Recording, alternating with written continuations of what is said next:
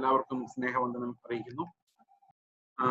ഇപ്പൊ നമ്മൾ കഴിഞ്ഞ ദിവസം സംസാരിച്ചുകൊണ്ടിരുന്നത് പാപത്തിന്റെ അവസ്ഥകളെ കുറിച്ചാണ്. ഇനി നമ്മൾ പോകുന്നത് ആ പാപത്തിൽ നിന്ന് എങ്ങനെ രക്ഷപ്പെടും എന്നുള്ളതിനെ കുറിച്ച് അറിയാൻ വേണ്ടി. അപ്പൊ ഈ 7th ചാപ്റ്റർ നമ്മൾ ഒന്നുകൂടെ അത് കാണും. അത് നമ്മുടെ വീണ്ടെടുപ്പിനെ കുറിച്ച് പറയാൻ വേണ്ടി നമ്മൾ റോമർ 7 ഒന്നുകൂടെ കാണും. കാരണം വളരെ വേദപുസ്തകത്തിൽ തന്നെ മനസ്സിലാക്കാൻ ബുദ്ധിമുട്ടുള്ളതും എന്നാൽ മനസ്സിലായി കഴിഞ്ഞാൽ നമുക്ക് ഈ അപ്പോസ്തല ഉപദേശം വളരെ പെട്ടെന്ന് പിടികിട്ടുകയും ചെയ്യുന്ന ഒരു ക്രൂഷ്യൽ അധ്യായമാണ് ഈ റോമർ 7. അത് എന്താണ് എന്ന് പൊതുവെ ഒരു വ്യാഖ്യാനം നമ്മൾ അങ്ങനെ കൊടുക്കാറില്ല. അത് എന്താണ് നമുക്കൊന്ന് പരിശോധിക്കാൻ കൂടെ വേണം. കാരണം എന്നോട് ഒരു സഹോദരൻ വാട്സാപ്പിൽ ആവശ്യപ്പെട്ടിരുന്നു, ഈ ശരീരത്തിന് എന്തെങ്കിലും ഒറ്റയ്ക്ക് ചെയ്യാൻ പറ്റുമോ വിത്തൗട്ട് മൈൻഡ് എന്നുള്ളത്. സാധാരണ ട്രഡീഷണലി പഠിപ്പിക്കുന്നത് ശരീരം ഒന്നും ചെയ്യുന്നില്ല എന്നാണ്. പക്ഷേ നമുക്ക് ഒരു മെഡിക്കൽ രീതിയിൽ അതിനെ നോക്കി കഴിഞ്ഞാൽ നമുക്കറിയാം നമ്മുടെ പല പെരുമാറ്റങ്ങളും കൺട്രോൾഡ് ബൈ അവർ ബോഡി. അതായത് നമ്മുടെ ബോഡിയിൽ വരുന്ന ഹോർമോണുകൾ, കെമിക്കലുകൾ, ഇതൊക്കെയാണ് നമ്മൾ ദേഷ്യപ്പെടണോ സ്നേഹമായിട്ട് പെരുമാറണോ എന്നൊക്കെ തീരുമാനിക്കുന്നത്. ഇപ്പോ നമ്മുടെ ശരീരത്തിൽ അനിയന്ത്രിതമായ ഹോർമോണുകൾ വന്നു കഴിഞ്ഞാൽ നമുക്ക് നമ്മുടെ പെരുമാറ്റം അബ്നോർമലായി പോകും. നമുക്ക് കൺട്രോൾ ഉണ്ടാവില്ല. ചില മനുഷ്യർ ഇങ്ങനെ ചൂടായിട്ട് എന്ത് ചെയ്താലും നിർത്താൻ പറ്റാത്ത അവസ്ഥ കണ്ടിട്ടുണ്ടോ നിങ്ങൾ? ഒന്നും അടങ്ങ് ബ്രദറെ എന്ന് പറയാൻ അവന് പറ്റത്തില്ല. കാരണം ആ ഒരു ഹോർമോൺ മുഴുവൻ തീരണം, അതിന്റെ പ്രവർത്തനം തീർന്നാലേ അവന് ശാന്തമാകാൻ പറ്റത്തുള്ളൂ.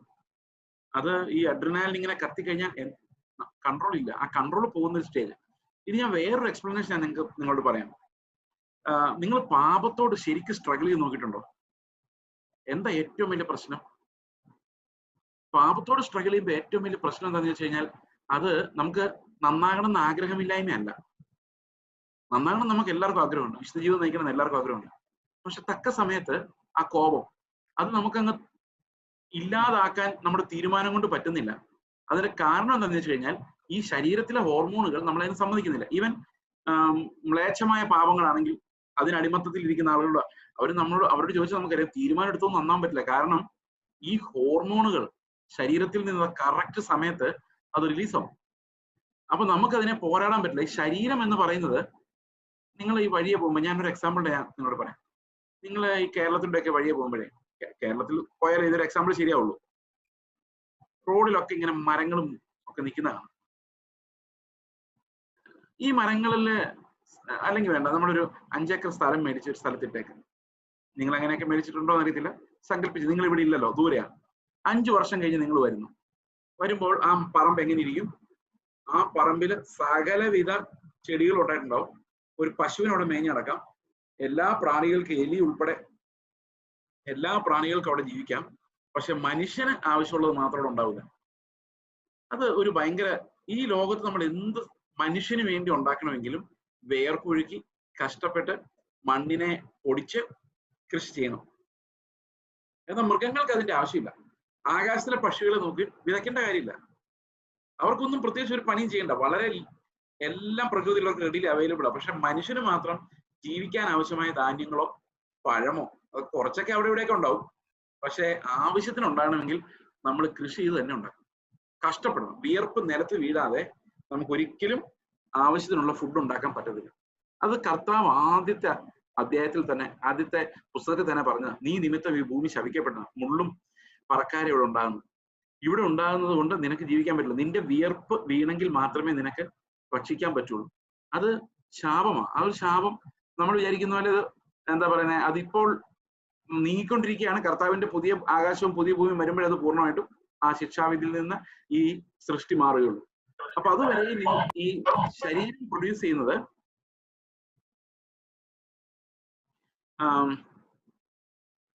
പ്രൊഡ്യൂസ് ചെയ്യുന്നത് എപ്പോഴും നല്ല കാര്യങ്ങളല്ല. ഈ മണ്ണ് പോലെ തന്നെയാണ്. ഗുണമുള്ളതൊന്നും ഉണ്ടാവില്ല. വേണ്ടാത്ത വികാരങ്ങളെല്ലാം കൃത്യമായിട്ടുണ്ടാവും. ഇപ്പൊ നമ്മളൊരു തീരുമാനം എടുക്കാണ്, പ്രാർത്ഥിച്ചേക്കാം നാളെ രാവിലെ. തീരുമാനം നല്ലതാ, തീരുമാനം എന്ത് മാത്രം തീരുമാനം നമ്മൾ എടുത്തേക്കുന്നത്.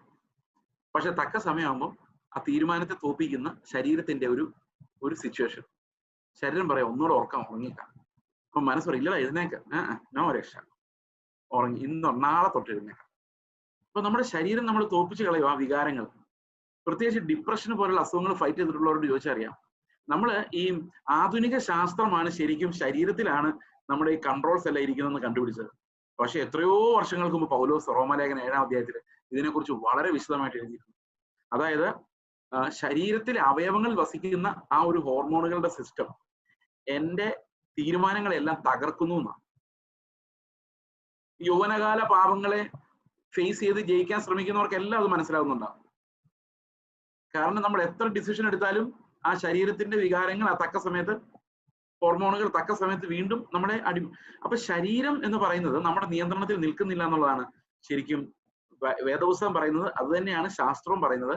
അതുകൊണ്ടാണ് ഡിപ്രഷനിലുള്ളവർക്കും സ്ട്രെയിഞ്ച് ആയിട്ട് പെരുമാറുന്നവർക്കെല്ലാം തീരുമാനം എടുത്ത് നന്നാൻ പറ്റാതെ വരുമ്പോൾ, മനസ്സുകൊണ്ട് ആ ശരീരത്തെ നിയന്ത്രിക്കാൻ പറ്റാതെ വരുമ്പോൾ നമ്മൾ അതിന് മരുന്ന് കൊടുത്ത് ആ ഹോർമോണുകളെ അല്ലെങ്കിൽ കെമിക്കലുകളെ അടക്കി കൺട്രോൾ ചെയ്യാവുന്ന ഒരു അവസ്ഥയിലേക്ക് കൊണ്ടുവരാൻ ഫിസിക്കലി ചേഞ്ച് വരുത്തുന്ന, കെമിക്കൽ ഫ്ലോയിൽ ചേഞ്ച് വരുത്താനുള്ള കാരണം ഇതൊരു ഫിസിക്കൽ പ്രോസസ് ആയതുകൊണ്ടാണ്. We all have A physical problem. നമ്മുടെ ശരീരം മരണയോഗ്യമാണ്, അതിനകത്ത് നല്ലതൊന്നും ഉണ്ടാകുന്നില്ല. ലവ് ഒരിക്കലും പ്രൊഡ്യൂസ് ചെയ്യപ്പെടുന്നില്ല. അതിന്റെ എക്സാമ്പിൾ ആണ് നമ്മൾ കഴിഞ്ഞ ദിവസം പത്രോസിന്റെ ലൈഫിൽ നമ്മൾ കണ്ടത്. നമുക്ക് 1-2 വാക്യങ്ങൾ നോക്കാം. റോമാലേഖനം 7-ാം അധ്യായത്തിൽ നിന്ന് ജസ്റ്റ് വായിക്കുകയുള്ളൂ. We will come back to Romans chapter 7 later. നമ്മൾ ഈ പാപത്തെ കുറിച്ചുള്ള ഒരു ട്രിയാറ്റിസ് ഇവിടെ ഉള്ളത് കൊണ്ട് നമ്മൾ ഇതൊന്നുകൂടെ ശ്രദ്ധിക്കുന്നു എന്ന് മാത്രമേ ഉള്ളൂ. ഓക്കെ, ഇവിടെ പറയുന്ന പ്രധാനപ്പെട്ട കാര്യം 14-ാം വാക്യത്തിൽ പറയുന്നത്, നാം കഴിഞ്ഞ ദിവസം അത് വായിച്ചാണ്, ന്യായപ്രമാണം ആത്മീകമെന്ന് നാം അറിയുന്നു, ഞാനോ ജഡമയൻ പാപത്തിന് ദാസനായി വിൽക്കപ്പെട്ടവൻ തന്നെ. അപ്പൊ ഞാനൊരു അടിമയാണ്. ഈ അടിമയാനുള്ള കാരണം എന്താണെന്നറിയോ? ഞാൻ പ്രവർത്തിക്കുന്നത് ഞാൻ അറിയുന്നില്ല. അപ്പൊ ഞാൻ പ്രവർത്തിക്കുന്നത് ഞാൻ അറിയുമായിരുന്നുവെങ്കിൽ ഞാൻ എൻ്റെ യജമാനായിരുന്നേനെ. ഒന്നുകൂടെ ആലോചിക്കേ, ഞാൻ പ്രവർത്തിക്കുന്ന എല്ലാം എന്താണെന്ന് എനിക്ക് കൺട്രോൾ ഉണ്ടായിരുന്നെങ്കിൽ ഞാൻ എൻ്റെ യജമാനായിരുന്നേനെ. പക്ഷെ എനിക്ക് അങ്ങനെ ഒരു അറിവില്ല. ഞാൻ എന്തൊക്കെയാ ചെയ്യുന്നതെന്ന് എനിക്ക് അറിയത്തില്ല. ഞാൻ പ്രവർത്തിക്കുന്നത് ഞാൻ അറിയുന്നില്ല. ഞാൻ ഇച്ഛിക്കുന്നതിനെ അല്ല, എൻ്റെ മനസ്സ് എന്ത് ആഗ്രഹിക്കുന്നോ അതല്ല എന്നിൽ നിന്ന് വരുന്നത്. ഇനി ലോകത്തുള്ള എല്ലാ അമ്മായിമ്മമാരും എടുത്തോ. എല്ലാ അമ്മായിമ്മമാർക്കും ഒരു ആഗ്രഹമുണ്ട്, മക്കൾ കല്യാണം കഴിച്ചുകൊണ്ട് വരുമ്പോൾ ആ മരുമകളെ ശരിക്കും സ്നേഹിക്കണമെന്ന്. പക്ഷെ ശരീരം സമ്മതിക്കില്ല, വികാരങ്ങൾ സമ്മതിക്കില്ല. ആഗ്രഹമുണ്ട്, പക്ഷെ നടക്കുകയില്ല. കാരണം എന്താണെന്ന് വെച്ച് കഴിഞ്ഞാൽ നമ്മുടെ ശരീരത്തിൽ നിന്ന് വരുന്ന വികാരങ്ങൾ ആ മനസ്സിനോട് എഗ്രി ചെയ്യുന്നില്ല, അതിനെതിരെ പോരാടുകയോ ചെയ്യുന്നു. So you take any number of decision but you cannot save your self. അതിന്റെ കാരണം ഈ ശരീരം മേക്സ് യു എ സ്ലേവ്.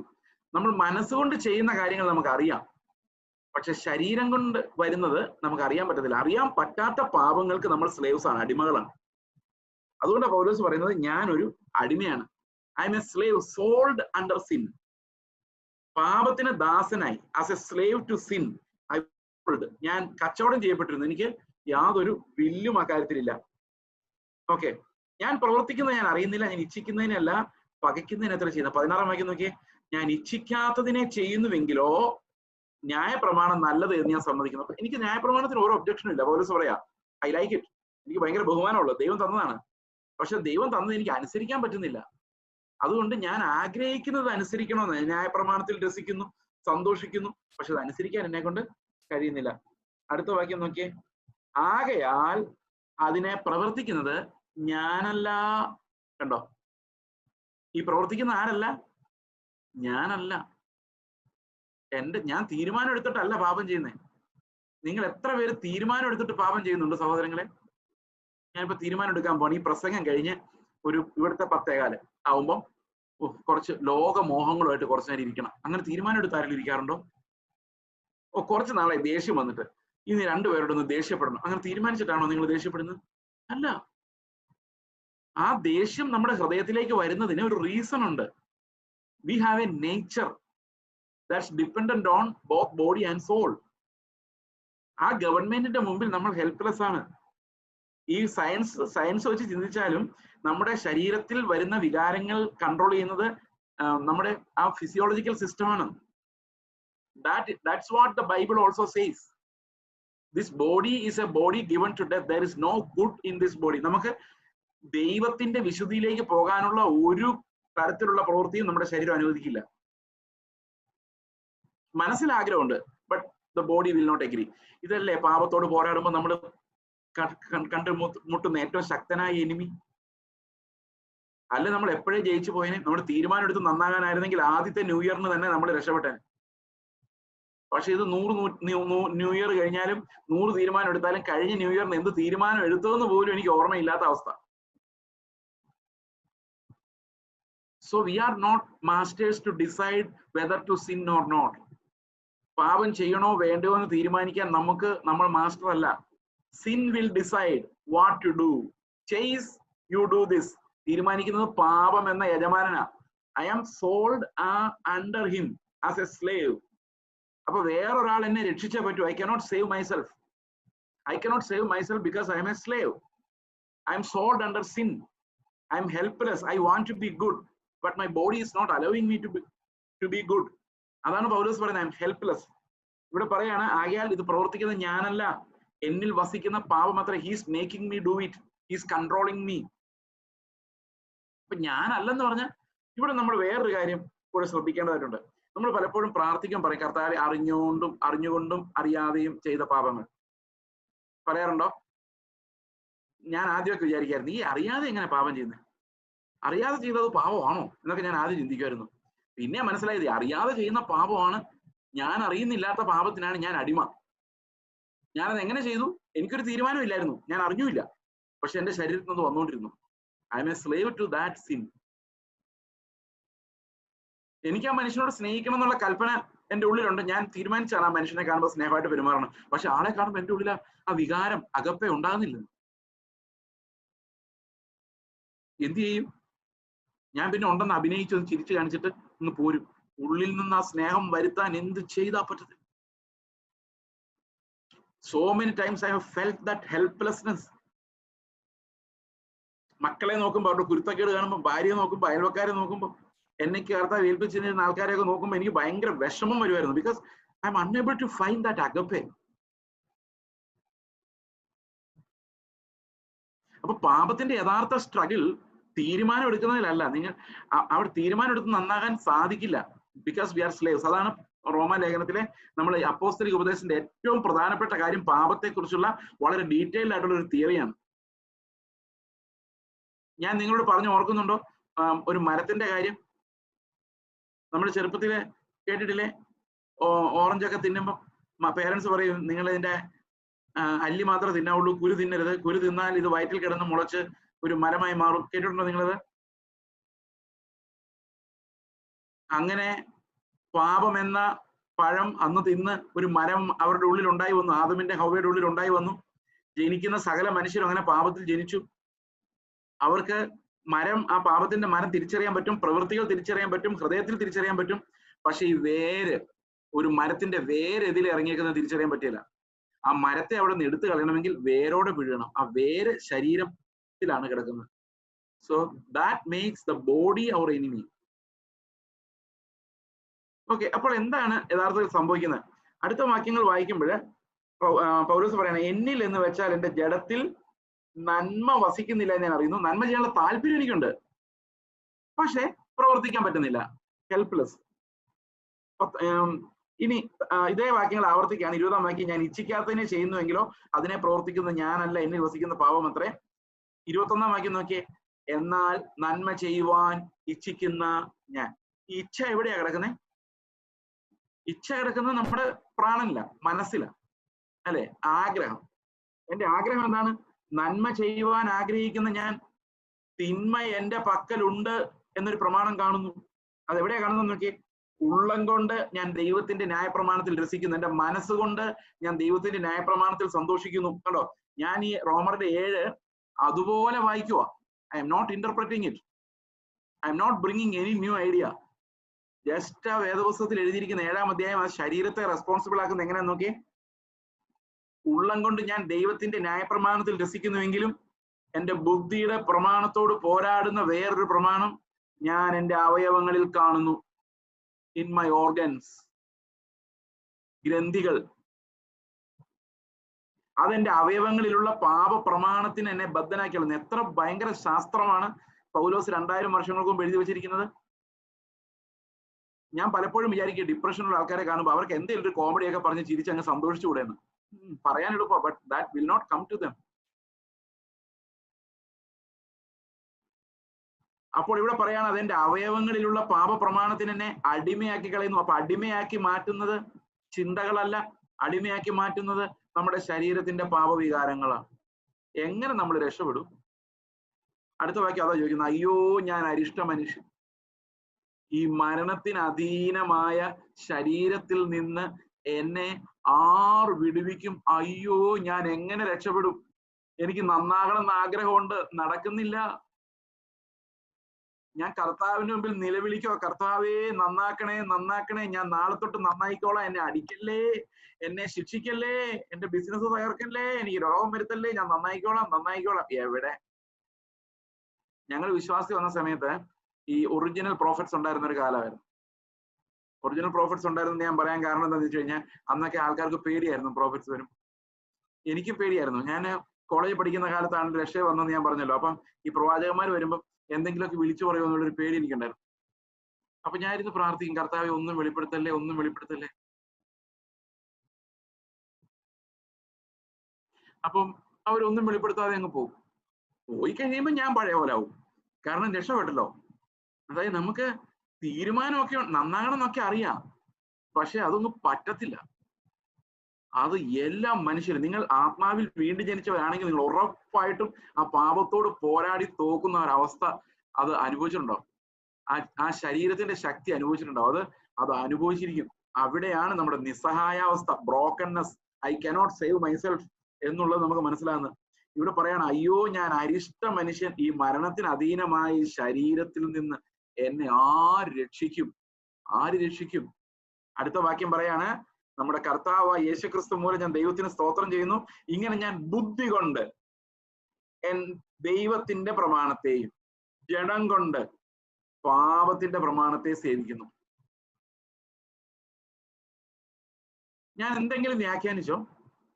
നിങ്ങളൊന്ന് ആലോചിച്ച് നോക്കിയേ. ഈ റോമാലേഖനം ജസ്റ്റ് ഒന്ന് വായിച്ചു നോക്കിയാല്, ലോകത്തിൽ ഒരു ശാസ്ത്രവും ഒരു മതവും ഒരു പ്രസംഗകനും ഈ റോമാലേഖനത്തിന് വെളിയിൽ പ്രസംഗിക്കുന്ന ആരും ഈ ശരീരം എന്ന അപകടം കണ്ടെത്തിയിട്ടില്ല. നിങ്ങൾ ശ്രദ്ധിച്ചിട്ടുണ്ടോ? എല്ലാവരും അതുകൊണ്ട് നിങ്ങളോട് പറയുന്നത് എന്നാ, നന്നാകടാ. നീ എന്താടാ നന്നാകത്തെ? നന്നാകാൻ പറ്റാത്ത എന്റെ അവസ്ഥ ഞാൻ അറിയുന്നില്ല, എന്നിട്ടാണ് വേറൊരുത്തനെ നന്നാക്കാൻ നടക്കുന്നത്. നിങ്ങൾ ഈ നന്നാകാൻ ഒരാളോട് പറയുമ്പോൾ ഒരു കാര്യം ആലോചിക്കണം കേട്ടോ, അവന്റെ ഹൃദയത്തിൽ കൂടെ പോകുന്ന കെമിക്കൽ എന്താ, ബ്രെയിനിലൂടെ പോകുന്ന സാധനം എന്താന്നുള്ളത്. ഇതിനൊരു സൊല്യൂഷൻ ഉണ്ടോ? സൊല്യൂഷൻ വലിയ അപകടമാണ്. ഏറ്റവും വലിയ പ്രശ്നം എന്താ വെച്ച് കഴിഞ്ഞാൽ, ഈ ശരീരത്തിൽ നിന്ന് ആര് രക്ഷിക്കുമെന്ന് ചോദിച്ചിട്ടുണ്ടല്ലോ, ശരീരം അടുത്തെങ്കിലും രക്ഷപ്പെടാൻ പോകുന്നില്ല. കർത്താവിന്റെ വരവിലെ ഈ ശരീരം തേജസ്കരിക്കപ്പെടുള്ളൂ. അതുവരെ ഈ ഗുണമില്ലാത്ത ശരീരം ചുമന്നുകൊണ്ട് അപ്പൊ പിന്നെ നമ്മൾ പാപത്തിൽ നിന്ന് എങ്ങനെ രക്ഷപ്പെടും? അതാണ് അപ്പോസ്തലിക ഉപദേശത്തിന്റെ magic. That yoke of slavery is broken. അത് എങ്ങനെയാണ് കർത്താവ് നമ്മുടെ ആ അടിമ നുഖത്തെ തകർത്ത് കളഞ്ഞതെന്നും നമ്മുടെ ശരീരത്തിന്റെ വികാരങ്ങളോട് നമ്മൾ എങ്ങനെയാണ് മരിക്കേണ്ടതെന്നുള്ളതാണ് അപ്പോസ്തലിക ഉപദേശം. That's why this teaching is so unique. Chase Joseph എന്ന് പറയുന്ന ആള് ഒരു പുസ്തകത്തിന്റെ സഹായത്തോടെ അല്ല ഇത് പറയുന്നത്. Only the book of romance.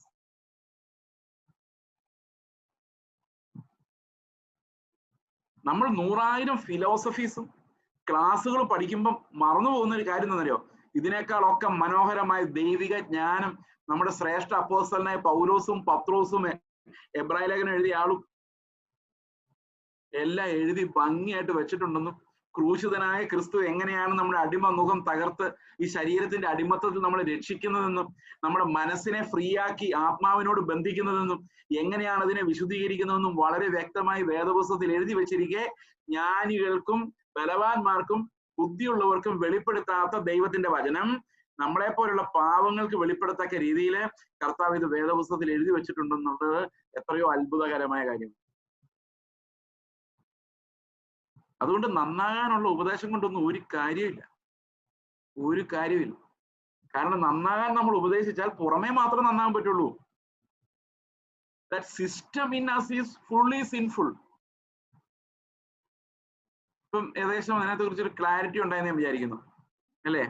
അപ്പൊ നമുക്ക് ഇനി മടങ്ങി വരാം റോമർ 4 ഇങ്ങോട്ട് നമുക്ക് തിരിച്ചു വരണം. അപ്പൊ ഉടനെ ഇന്ന് നമ്മൾ രക്ഷയുടെ ആ ഒരു പ്രോസസ്സിനെ കുറിച്ച് മനസ്സിലാക്കില്ല. ഒരു 3 ദിവസം കൂടെ എങ്കിലും എടുക്കും നമുക്ക് അവിടെ എത്താൻ.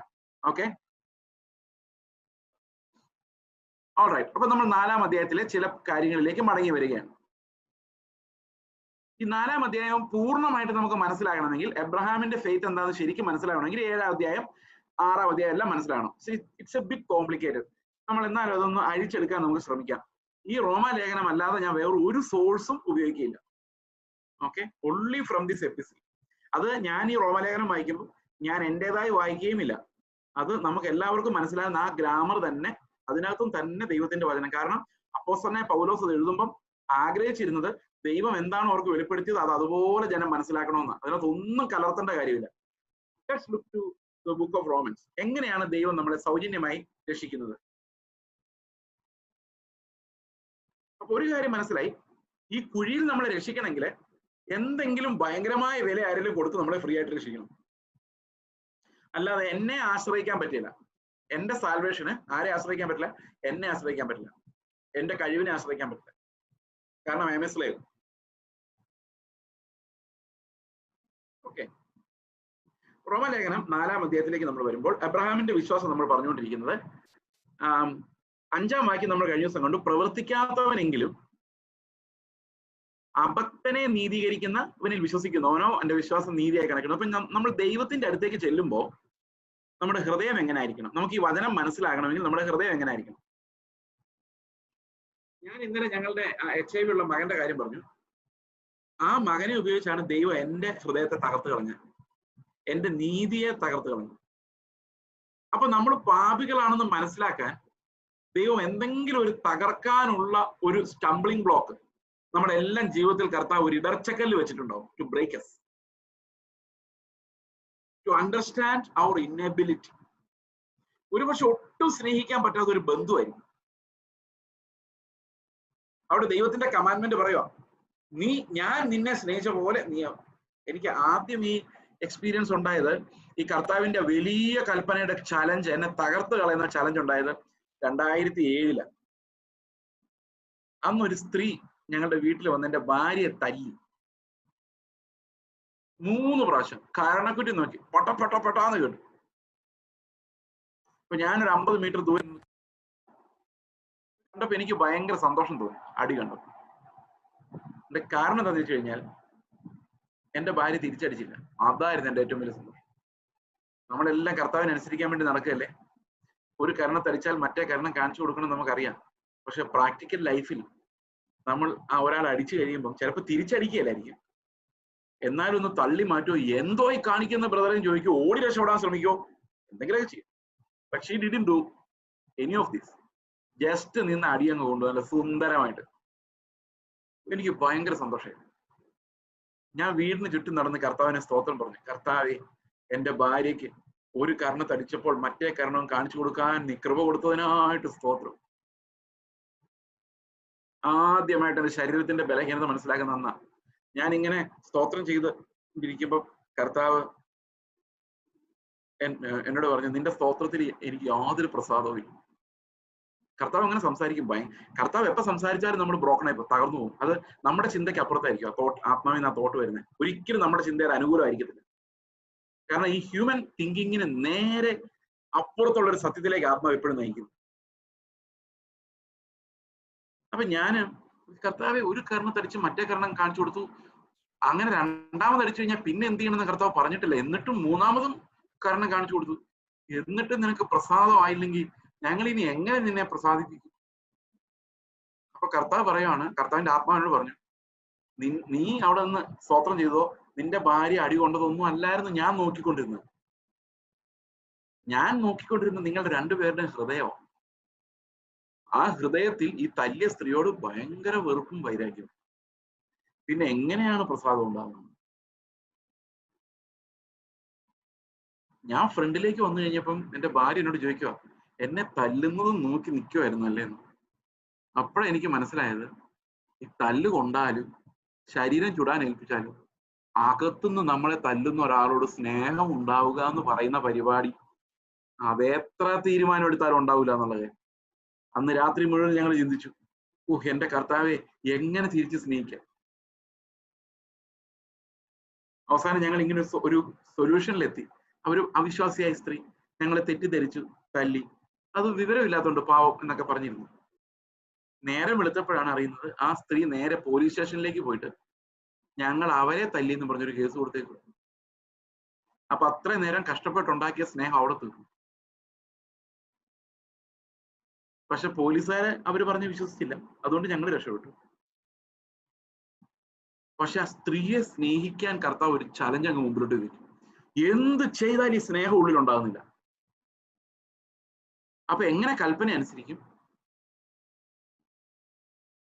അവിടെ തോറ്റു.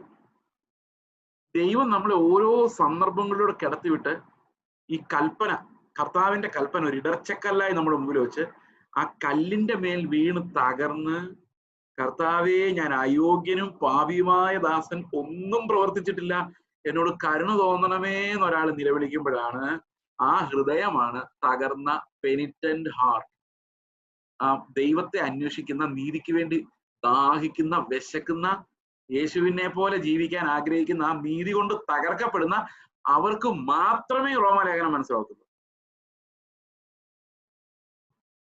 So the gospel and the law, the crux of the law, ആ ലോയുടെ ഇന്നർ കോർ, ഞാൻ നമ്മുടെ സിമ്പിൾ ഭാഷയിൽ മാങ്ങാണ്ടി എന്ന് പറഞ്ഞ സാധനം, that breaks our teeth, breaks our efforts and breaks our self.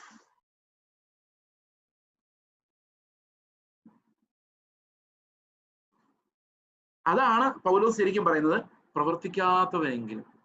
നമ്മൾ വ്യാഖ്യാനിക്കുന്ന അക്ഷരങ്ങളിലൂടെ നോക്കുമ്പോൾ നമ്മൾ എങ്ങനെ വ്യാഖ്യാനിക്കുന്ന അറിയാം? ഒന്നും പ്രവർത്തിക്കാതെ ചുമ്മാ ഇരിക്കുന്നവനെ ദൈവം വെറുതെ ഇങ്ങ് പോരടാന്നും പറഞ്ഞ് സ്വർഗത്തിലുണ്ട്. അങ്ങനെയല്ല. That speaks about a penitent, broken heart, a realization that I cannot do anything. എനിക്ക് ഒന്നും ചെയ്യാൻ പറ്റില്ല, സാൽവേഷന് വേണ്ടി എനിക്ക് ഒന്നും ചെയ്യാൻ കഴിയില്ല. My hands are tied because I am a slave. ഇത് നിങ്ങൾക്ക് മനസ്സിലായിട്ടുണ്ടോ? അത് ഇപ്പോഴും മറ്റുള്ളവരെ വിധിച്ചുകൊണ്ടിരിക്കുകയാണോ? ഇപ്പോഴും നിങ്ങൾ നന്മ തിന്മകളെ വെച്ച് ബാക്കിയുള്ളവരെല്ലാം കൊന്നു കൊല വിളിച്ചുകൊണ്ടിരിക്കുകയാണോ? You are not having a broken heart. If you are judging people, നമുക്ക് ഒരിക്കലും ആ ദൈവത്തിന്റെ സന്നിധിയിൽ നുറുങ്ങിയ ഹൃദയം എൻജോയ് ചെയ്യാൻ പറ്റില്ല. ആ നുറുങ്ങിയ ഹൃദയം ഭയങ്കര എൻജോയ്മെന്റാ. Because God is so near to a broken hearted man. ആ തകർന്നുള്ള നിലവിളിയിലെല്ലാം കർത്താവിന്റെ പ്രസൻസ് നമുക്ക് അനുഭവിക്കാൻ പറ്റും. നമ്മൾ ചുമ്മാ വിശ്വാസികൾ എന്ന് പറയല്ല. We have a rich treasure in the lord. അത് നമുക്ക് അനുഭവിക്കാൻ പറ്റും ഇഫ് യു ആർ ബ്രോക്കൺ. അപ്പൊ നമ്മൾ നമ്മുടെ സഹോദരന്മാരെ സ്നേഹിക്കുമ്പോഴും അടുത്ത തലത്തിലേക്ക് ചലഞ്ചിലാണ്. ഞാനൊരു എക്സാമ്പിൾ പറയാം. 2014 ഞാൻ ഒരു ദിവസം ഇങ്ങനെ ചിന്തിക്കാം, എന്റെ ദൈവമേ എന്ത് പറ്റി? എന്ത് പറഞ്ഞാലും എന്റെ ഭാര്യയായിട്ട് വഴക്കാവുകയാണല്ലോ. ഞാൻ എന്ത് പറഞ്ഞാലും പുള്ളിക്കാരിക്ക് ഇഷ്ടപ്പെടുന്നില്ല, പുള്ളിക്കാരി എന്ത് പറഞ്ഞാലും എനിക്ക് ഇഷ്ടപ്പെടുന്നില്ല. കൊല്ലാൻ വിളിച്ചാലും കിയോ കിയോ, വളർത്താൻ വിളിച്ചാലും കിയോ കിയോ എന്ന് പറയത്തില്ലേ കോഴിയെ പിടിക്കുമ്പോ? അതുപോലത്തെ അവസ്ഥ. ഞാൻ ഒരാഴ്ച എനിക്ക് സഹിക്കാൻ പറ്റുന്നില്ല. ഒരു ഇറിറ്റേഷൻ ഉണ്ടായി വരും അങ്ങോട്ടും ഇങ്ങോട്ടും. കല്യാണം കഴിഞ്ഞ് 12 വർഷം കഴിഞ്ഞിട്ടും അന്ന് 12 വർഷം കഴിഞ്ഞിട്ടും ഒരിക്കലും അനുഭവിക്കാത്ത ഒരു ഇറിറ്റേഷൻ. ഒരാഴ്ചയപ്പോ ഞാൻ കർത്താവ്, എന്റെ കർത്താവ് എനിക്ക് എന്താ സംഭവിക്കുന്നത്? അപ്പൊ കർത്താവ് ചോദിച്ചു, നീ അഗപ്പേന്ന് കേട്ടിട്ടുണ്ടോ? ഉണ്ട്. അപ്പൊ ഇങ്ങോട്ട് എങ്ങനെയാന്ന് നോക്കണ്ട. അഗപ്പയുടെ പ്രത്യേകത ഏതാ? You don't have to look at how that other man is behaving. അത് നോക്കണ്ട. ജസ്റ്റ് നിന്റെ ഉള്ളിൽ കർത്താവ് എന്താ പകർന്നിരിക്കുന്നത് എക്സ്പ്രസ്. ഒരാഴ്ച കഴിഞ്ഞപ്പോ എന്റെ ഭാര്യ എന്നോട് ചോദിക്കുവോ, ഇതെങ്ങനെ ഇത്ര നന്നായത്? ഞാൻ പറഞ്ഞു, ഞാൻ നന്നായതല്ല, നീ നന്നായില്ലെങ്കിലും കുഴപ്പമില്ലാന്ന് എനിക്ക് മനസ്സിലായതാ. അത് മനസ്സിലാവാൻ കുറച്ച് പാട് കിട്ടുന്നു. അപ്പോഴാ പുള്ളിക്കാരിക്ക് മനസ്സിലാകുന്ന സംഗതി ഇതാണല്ലോ. ഏത് സ്നേഹത്തെയും കർത്താവിന്റെ അഗപ്പയുടെ ഉരകല്ലിൽ നിന്ന് വരച്ചു നോക്കി വിൽ ബി ബ്രോക്കൺ. നമ്മുടെ ഇല്ലാതെ നമുക്കില്ല. We are pretending that we are good. എങ്ങനെ പ്രിറ്റൻഡ് ചെയ്യുന്നതൊക്കെ റോമലേഖനം 9-ാം അധ്യായത്തിൽ ഭയങ്കര വിശദമായിട്ട് എക്സ്പ്ലെയിൻ ചെയ്തിട്ടുണ്ട്.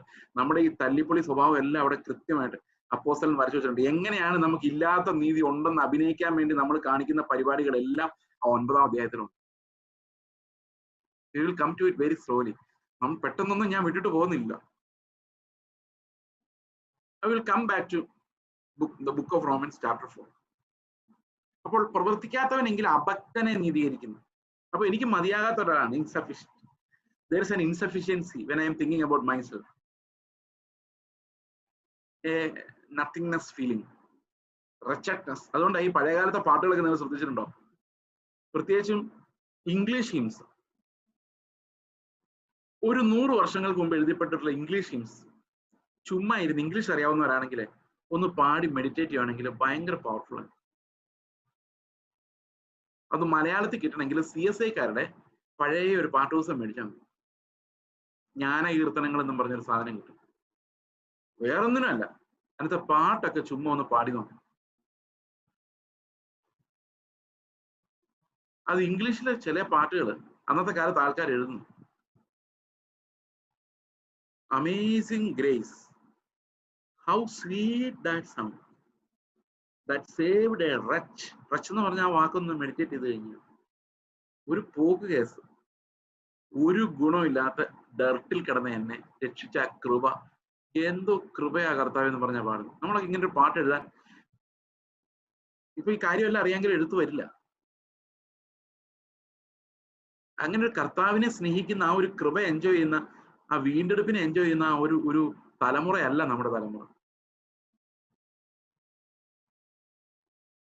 6-ാം വാക്യം പറയാണ്, ദൈവം പ്രവൃത്തി കൂടാതെ നീതി കണക്കിടുന്ന മനുഷ്യന്റെ ഭാഗ്യം. എന്റെ പ്രവൃത്തികൾ നോക്കി എനിക്ക് എത്ര മാർക്ക് കിട്ടും?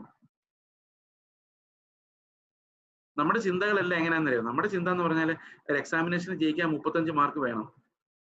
ഞങ്ങൾ സ്നാനപ്പെട്ട് മീശയും പഠിച്ച് ആഭരണവും ഒരു വെള്ളവസ്ത്രവും ഇട്ട് കൃത്യമായിട്ട് ആരാധനയെ സംബന്ധിച്ച് സ്തോത്രകാഴ്ച ഇടുന്ന ആൾക്കാരായതുകൊണ്ട് ദൈവം ഒരു 32 മാർക്ക് തന്നിട്ടുണ്ടാവും. ഇനി ബാക്കി ഒരു 3 മാർക്ക് കഷ്ടപ്പെട്ട് നേടിയെടുത്ത് രാവിലെ കുറച്ചുകൂടെ നേരത്തെ എഴുന്നേറ്റിരുന്ന് പ്രാർത്ഥിച്ച് കുറച്ചുകൂടെ ബൈബിൾ വായിച്ച് പിള്ളേരോട് ചൂടാവുന്നൊക്കെ ഒന്ന് നിർത്തി ഭാവിയെ കുറിച്ചുള്ള ആൻസൈറ്റീസ് ഒക്കെ നിർത്തി സമാധാനമായിട്ട് ഇരുന്നാൽ ബാക്കി 3 മാർക്ക് കൂടെ സംഘടിപ്പിച്ച് സ്വർഗത്തിൽ പോകാം. ഇങ്ങനെയാണ് ഒരു ആവറേജ് വിശ്വാസി ലോകത്ത് മുഴുവൻ എപ്പോഴും വിചാരിച്ചുകൊണ്ടിരിക്കുന്നത്. പക്ഷെ ഒരു ഞെട്ടിപ്പിക്കുന്ന കാര്യം നിങ്ങളോട് പറയട്ടെ, നിങ്ങൾ എന്തെല്ലാം ചെയ്താലും ആ 3 മാർക്ക് കിട്ടിയതായിട്ടുള്ള ഒരു ഫീലിംഗ് നിങ്ങൾക്ക് ഒരിക്കലും ഉണ്ടാകാൻ പോകും. എപ്പോഴും you will be a little bit short of God's glory. അങ്ങനെ തോന്നുള്ളൂ. അതിന്റെ കാരണം എന്താണെന്നറിയോ? സത്യത്തിൽ നമുക്ക് കിട്ടിയേക്കുന്ന 32 ഒന്നും അല്ല, എല്ലാം വലിയ വലിയ വലിയ സീറോകളാണ്. കാരണം പ്രമാണത്തിൽ ഒരിടത്ത് തെറ്റിയാൽ ഇംപെർഫെക്റ്റ് ആയിട്ടുള്ള ഒരു യാഗവും ദൈവം അംഗീകരിക്കത്തില്ല. നിങ്ങൾ ഒരു സഹോദരനെ സ്നേഹിച്ചു എന്ന് പറഞ്ഞു കഴിഞ്ഞാൽ മരണം വരെ. അതിനിപ്പുറത്ത് നിങ്ങൾ ആ സ്നേഹം നിർത്തിയെങ്കിൽ യു ഫെയിൽ.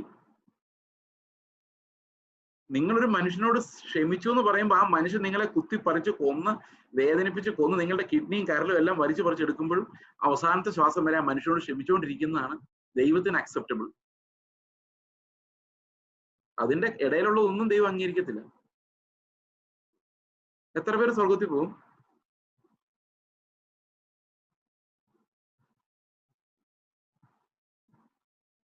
നമ്മുടെ പ്രവൃത്തികൾ, ഒരു ദിവസത്തെ പ്രവൃത്തികൾ തൂക്കി നോക്കി, പ്രവൃത്തികൾ നോക്കിയാൽ നമ്മളെല്ലാം പോക്കാം. പിന്നെ നമ്മൾ പോകും വേണ്ടി നമ്മൾ ഉണ്ടാക്കി വെച്ചിരിക്കുന്ന പ്രവൃത്തികളൊന്നും കർത്താവ് പറഞ്ഞതല്ല. നമ്മൾ ചെയ്യുന്ന എല്ലാം നല്ല കാര്യങ്ങളാ, പക്ഷെ കർത്താവ് പറഞ്ഞതല്ല.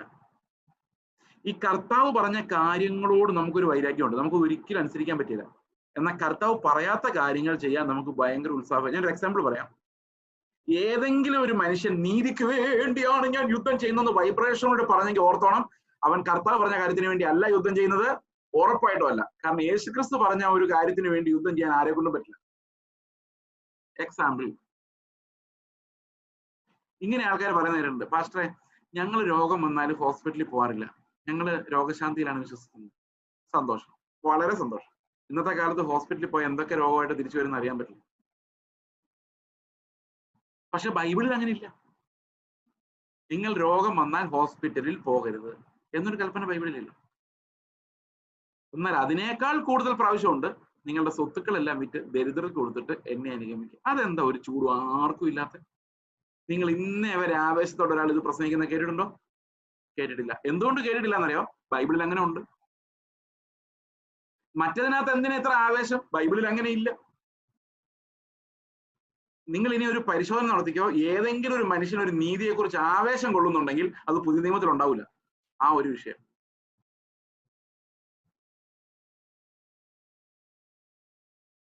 അത് അവിടെ നിൽക്കട്ടെ. യേശുക്രിസ്തു പറഞ്ഞതിൽ ഉണ്ടാവില്ല. ആ നീതിയുടെ എക്സ്പ്രഷനകത്ത് ഉണ്ടാകത്തില്ല, അത് ഉറപ്പാണ്.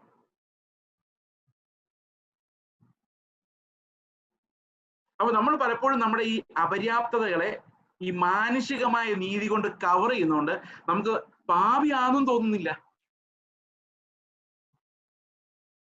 ഈ പ്രാവശ്യത്തെ ഉപവാസ പ്രാർത്ഥനയോടെ ഞാൻ രക്ഷപ്പെടുമെന്ന് വിചാരിക്കുന്നത്. 32 ഉണ്ടല്ലോ. ആ 32 എങ്ങനെയാ കിട്ടിയത്? ദൈവം പറയുന്ന അനുസരിച്ചിട്ടല്ല കിട്ടിയത്. ഞാൻ ഇത്തിരി കട്ടിയായി പോയല്ലോ ഇന്ന് പറഞ്ഞത്. സാരമില്ല, ബാക്കി റോമാലേഖനം എല്ലാം പഠിക്കുമ്പോൾ എല്ലാം ശരിയായിക്കോളും. ഇവിടെ 6-ാം വാക്യത്തിൽ പറയുന്നത് ദൈവം പ്രവൃത്തി കൂടാതെ നീതി കണക്കിടുന്ന മനുഷ്യന്റെ ഭാഗ്യം. ദാവീദ് വർണ്ണിക്കുന്ന അധർമ്മം മോചിച്ചും പാപം മറച്ചും കിട്ടിയ മനുഷ്യൻ ഭാഗ്യം. കർത്താവ് പാപം കണക്കിടാത്ത, പാപം ഇല്ലാത്തന്നല്ല, പാപം കണക്കിടാത്ത മനുഷ്യൻ ഭാഗ്യം, ചുങ്കക്കാരനെ പോലെ.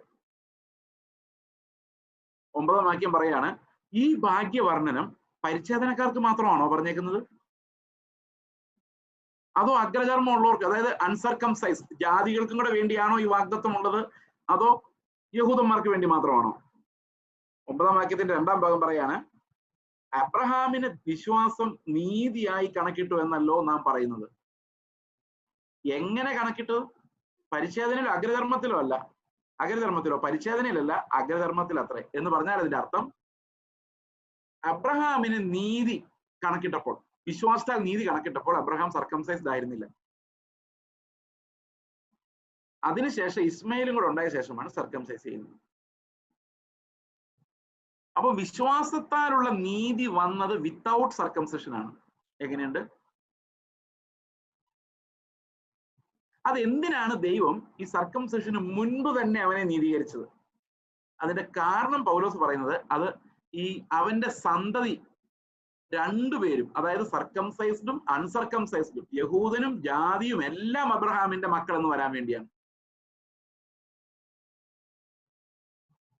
11-ാം വാക്യം പറയാണ്, അഗ്രചർമ്മത്തിൽ വെച്ചുണ്ടായിരുന്ന വിശ്വാസ നീതിക്ക് മുദ്രയായി പരിച്ഛേദന എന്ന അടയാളം അവന് ലഭിച്ചത് അഗ്രചർമ്മത്തോടെ വിശ്വസിക്കുന്നവർക്കും കൂടെ നീതി കണക്കിടപ്പെടുവാൻ തക്കവണ്ണം. അതായത് സർക്കംസിഷന് മുൻപ് തന്നെ എബ്രഹാം വിശ്വസിച്ചു, നീതിയും മേടിച്ചു. അപ്പൊ നമുക്ക് എന്ത് മതി? നീതി ലഭിക്കാൻ എന്തിന്റെ ആവശ്യമില്ല? സർക്കംസൈസ്ഡ് പാർട്ടി ആകേണ്ട ആവശ്യമില്ല. വിശ്വാസത്താൽ മാത്രമാണ് എബ്രഹാം നീതീകരിക്കപ്പെട്ടത്. അതുപോലെ വിശ്വാസത്താൽ ആരെല്ലാം നീതീകരിക്കപ്പെടുമോ അവർക്കെല്ലാം എബ്രഹാം പിതാവാണ്. 12-ാം വാക്യം പറയാണ്, പരിച്ഛേദന മാത്രമുള്ളവരല്ല നമ്മുടെ പിതാവായ എബ്രഹാമിന് അഗ്രധർമ്മത്തിൽ വെച്ചുണ്ടായിരുന്ന വിശ്വാസത്തെ അനുഗമിക്കുന്നവരുമായ പരിച്ഛേദനക്കാർക്ക് പിതാവായിരിക്കേണ്ടതിന് തന്നെ. എന്ന് പറഞ്ഞാൽ അവന് സർക്കംസിഷന് മുൻപ് ദൈവം ദാനമായി നൽകിയ ആ വിശ്വാസം തന്നെ ഉള്ളവർക്ക് കണക്കിടപ്പെടേണ്ട നീതി. 13-ാം വാക്യം പറയാം, ലോകാവകാശിയാകുമെന്നുള്ള വാഗ്ദത്തം എബ്രഹാമിനോ അവന്റെ സന്തതിക്കോ ന്യായപ്രമാണത്താലല്ല വിശ്വാസത്തിന്റെ നീതിയാലല്ലോ ലഭിച്ചത്.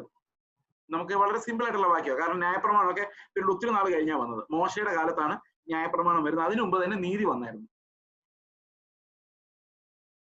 ഓക്കെ, ഇനി നോക്കിക്കേ, ലോകാവകാശിയാകുമെന്നുള്ള വാഗ്ദത്തം എബ്രഹാമിന് തന്റെ സന്തതിക്കോ ന്യായപ്രമാണത്താലല്ല വിശ്വാസത്തിന്റെ നീതിയാൽ അത്രേ ലഭിച്ചത്. അടുത്ത വാക്യം പറയാണ്, എന്നാൽ ന്യായപ്രമാണം ഉള്ളവർ അവകാശികളെങ്കിൽ വിശ്വാസം വ്യർത്ഥവും വാഗ്ദത്തം ദുർബലവും എന്ന് വരും.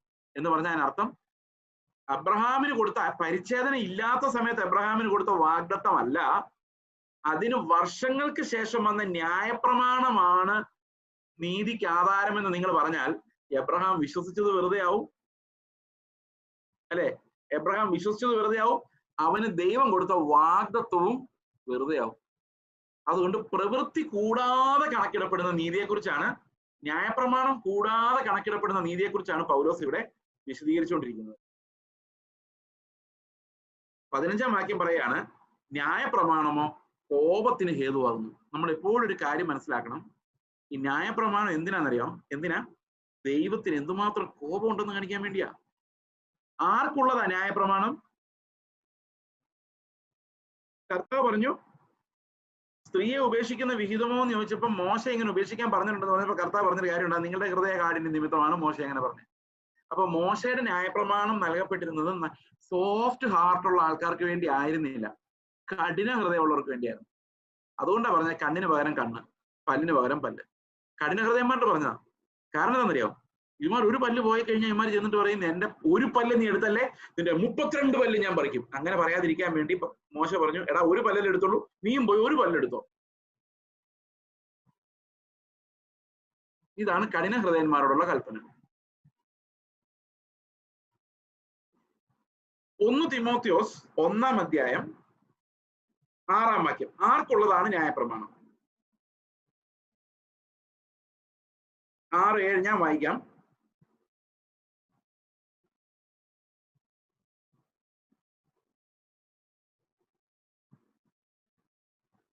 ഒന്നാം അധ്യായം 6-7 വാക്യം. ഓക്കെ, 6-ാം വാക്യം. ചിലർ ഇവ വിട്ടുമാറി വൃഥാവാദത്തിലേക്ക് തിരിഞ്ഞ് ധർമ്മോപദേഷ്ടാക്കന്മാരായിരിക്കാൻ ഇച്ഛിക്കുന്നു. ഇപ്പൊ ഒരാൾ പറയാണ്, ഓക്കെ, ഇതെങ്ങനെ ധർമ്മോപദേഷ്ടാക്കന്മാരുടെ പ്രശ്നം എന്താന്ന് പറയാം. ആരാണ് ധർമ്മോപദേഷ്ടാക്കന്മാർ? ഞാനിപ്പോ നിങ്ങളോട് പറയാണ്, സഹോദരനെ സ്നേഹിച്ചില്ലെങ്കിൽ നീ നരകത്തിൽ പോകും. ശരിയാണോ തെറ്റാണോ? ഒന്ന് കൈപൊക്കിക്കേ. ശരിയാണോ തെറ്റാണോ? ശരിയല്ലേ? ശരിയാ. പക്ഷെ ഒരു പ്രോബ്ലം ഉണ്ട്. നിങ്ങളുടെ ഒരു അയൽവക്കക്കാരനെ മനസ്സിൽ സങ്കല്പിച്ചു നോക്കി, നിങ്ങൾക്ക് അയാളുടെ സ്നേഹമുണ്ടോ? ഓക്കെ, ഉണ്ടെന്ന് ഉത്തരം വന്നല്ലോ. കാരണം നമ്മളെല്ലാം പെന്തിക്കോസ്തുകാരായതുകൊണ്ട് ഉണ്ടെന്നും പറഞ്ഞേ പറ്റൂ. അടുത്ത ചോദ്യം, എത്ര % ഉണ്ട്? 5%, 50%, 70%? ഒരു കാര്യം ഉറപ്പാ, 0 അല്ല 100 അല്ല. ഇതിനിടയ്ക്ക് എവിടെയുള്ള ഒരു പെർസെൻറ്റേജ് ആണ് നമ്മുടെ സ്നേഹം. സ്വർഗത്തിൽ പോകാൻ ക്വാളിഫയിങ് എത്രയാ?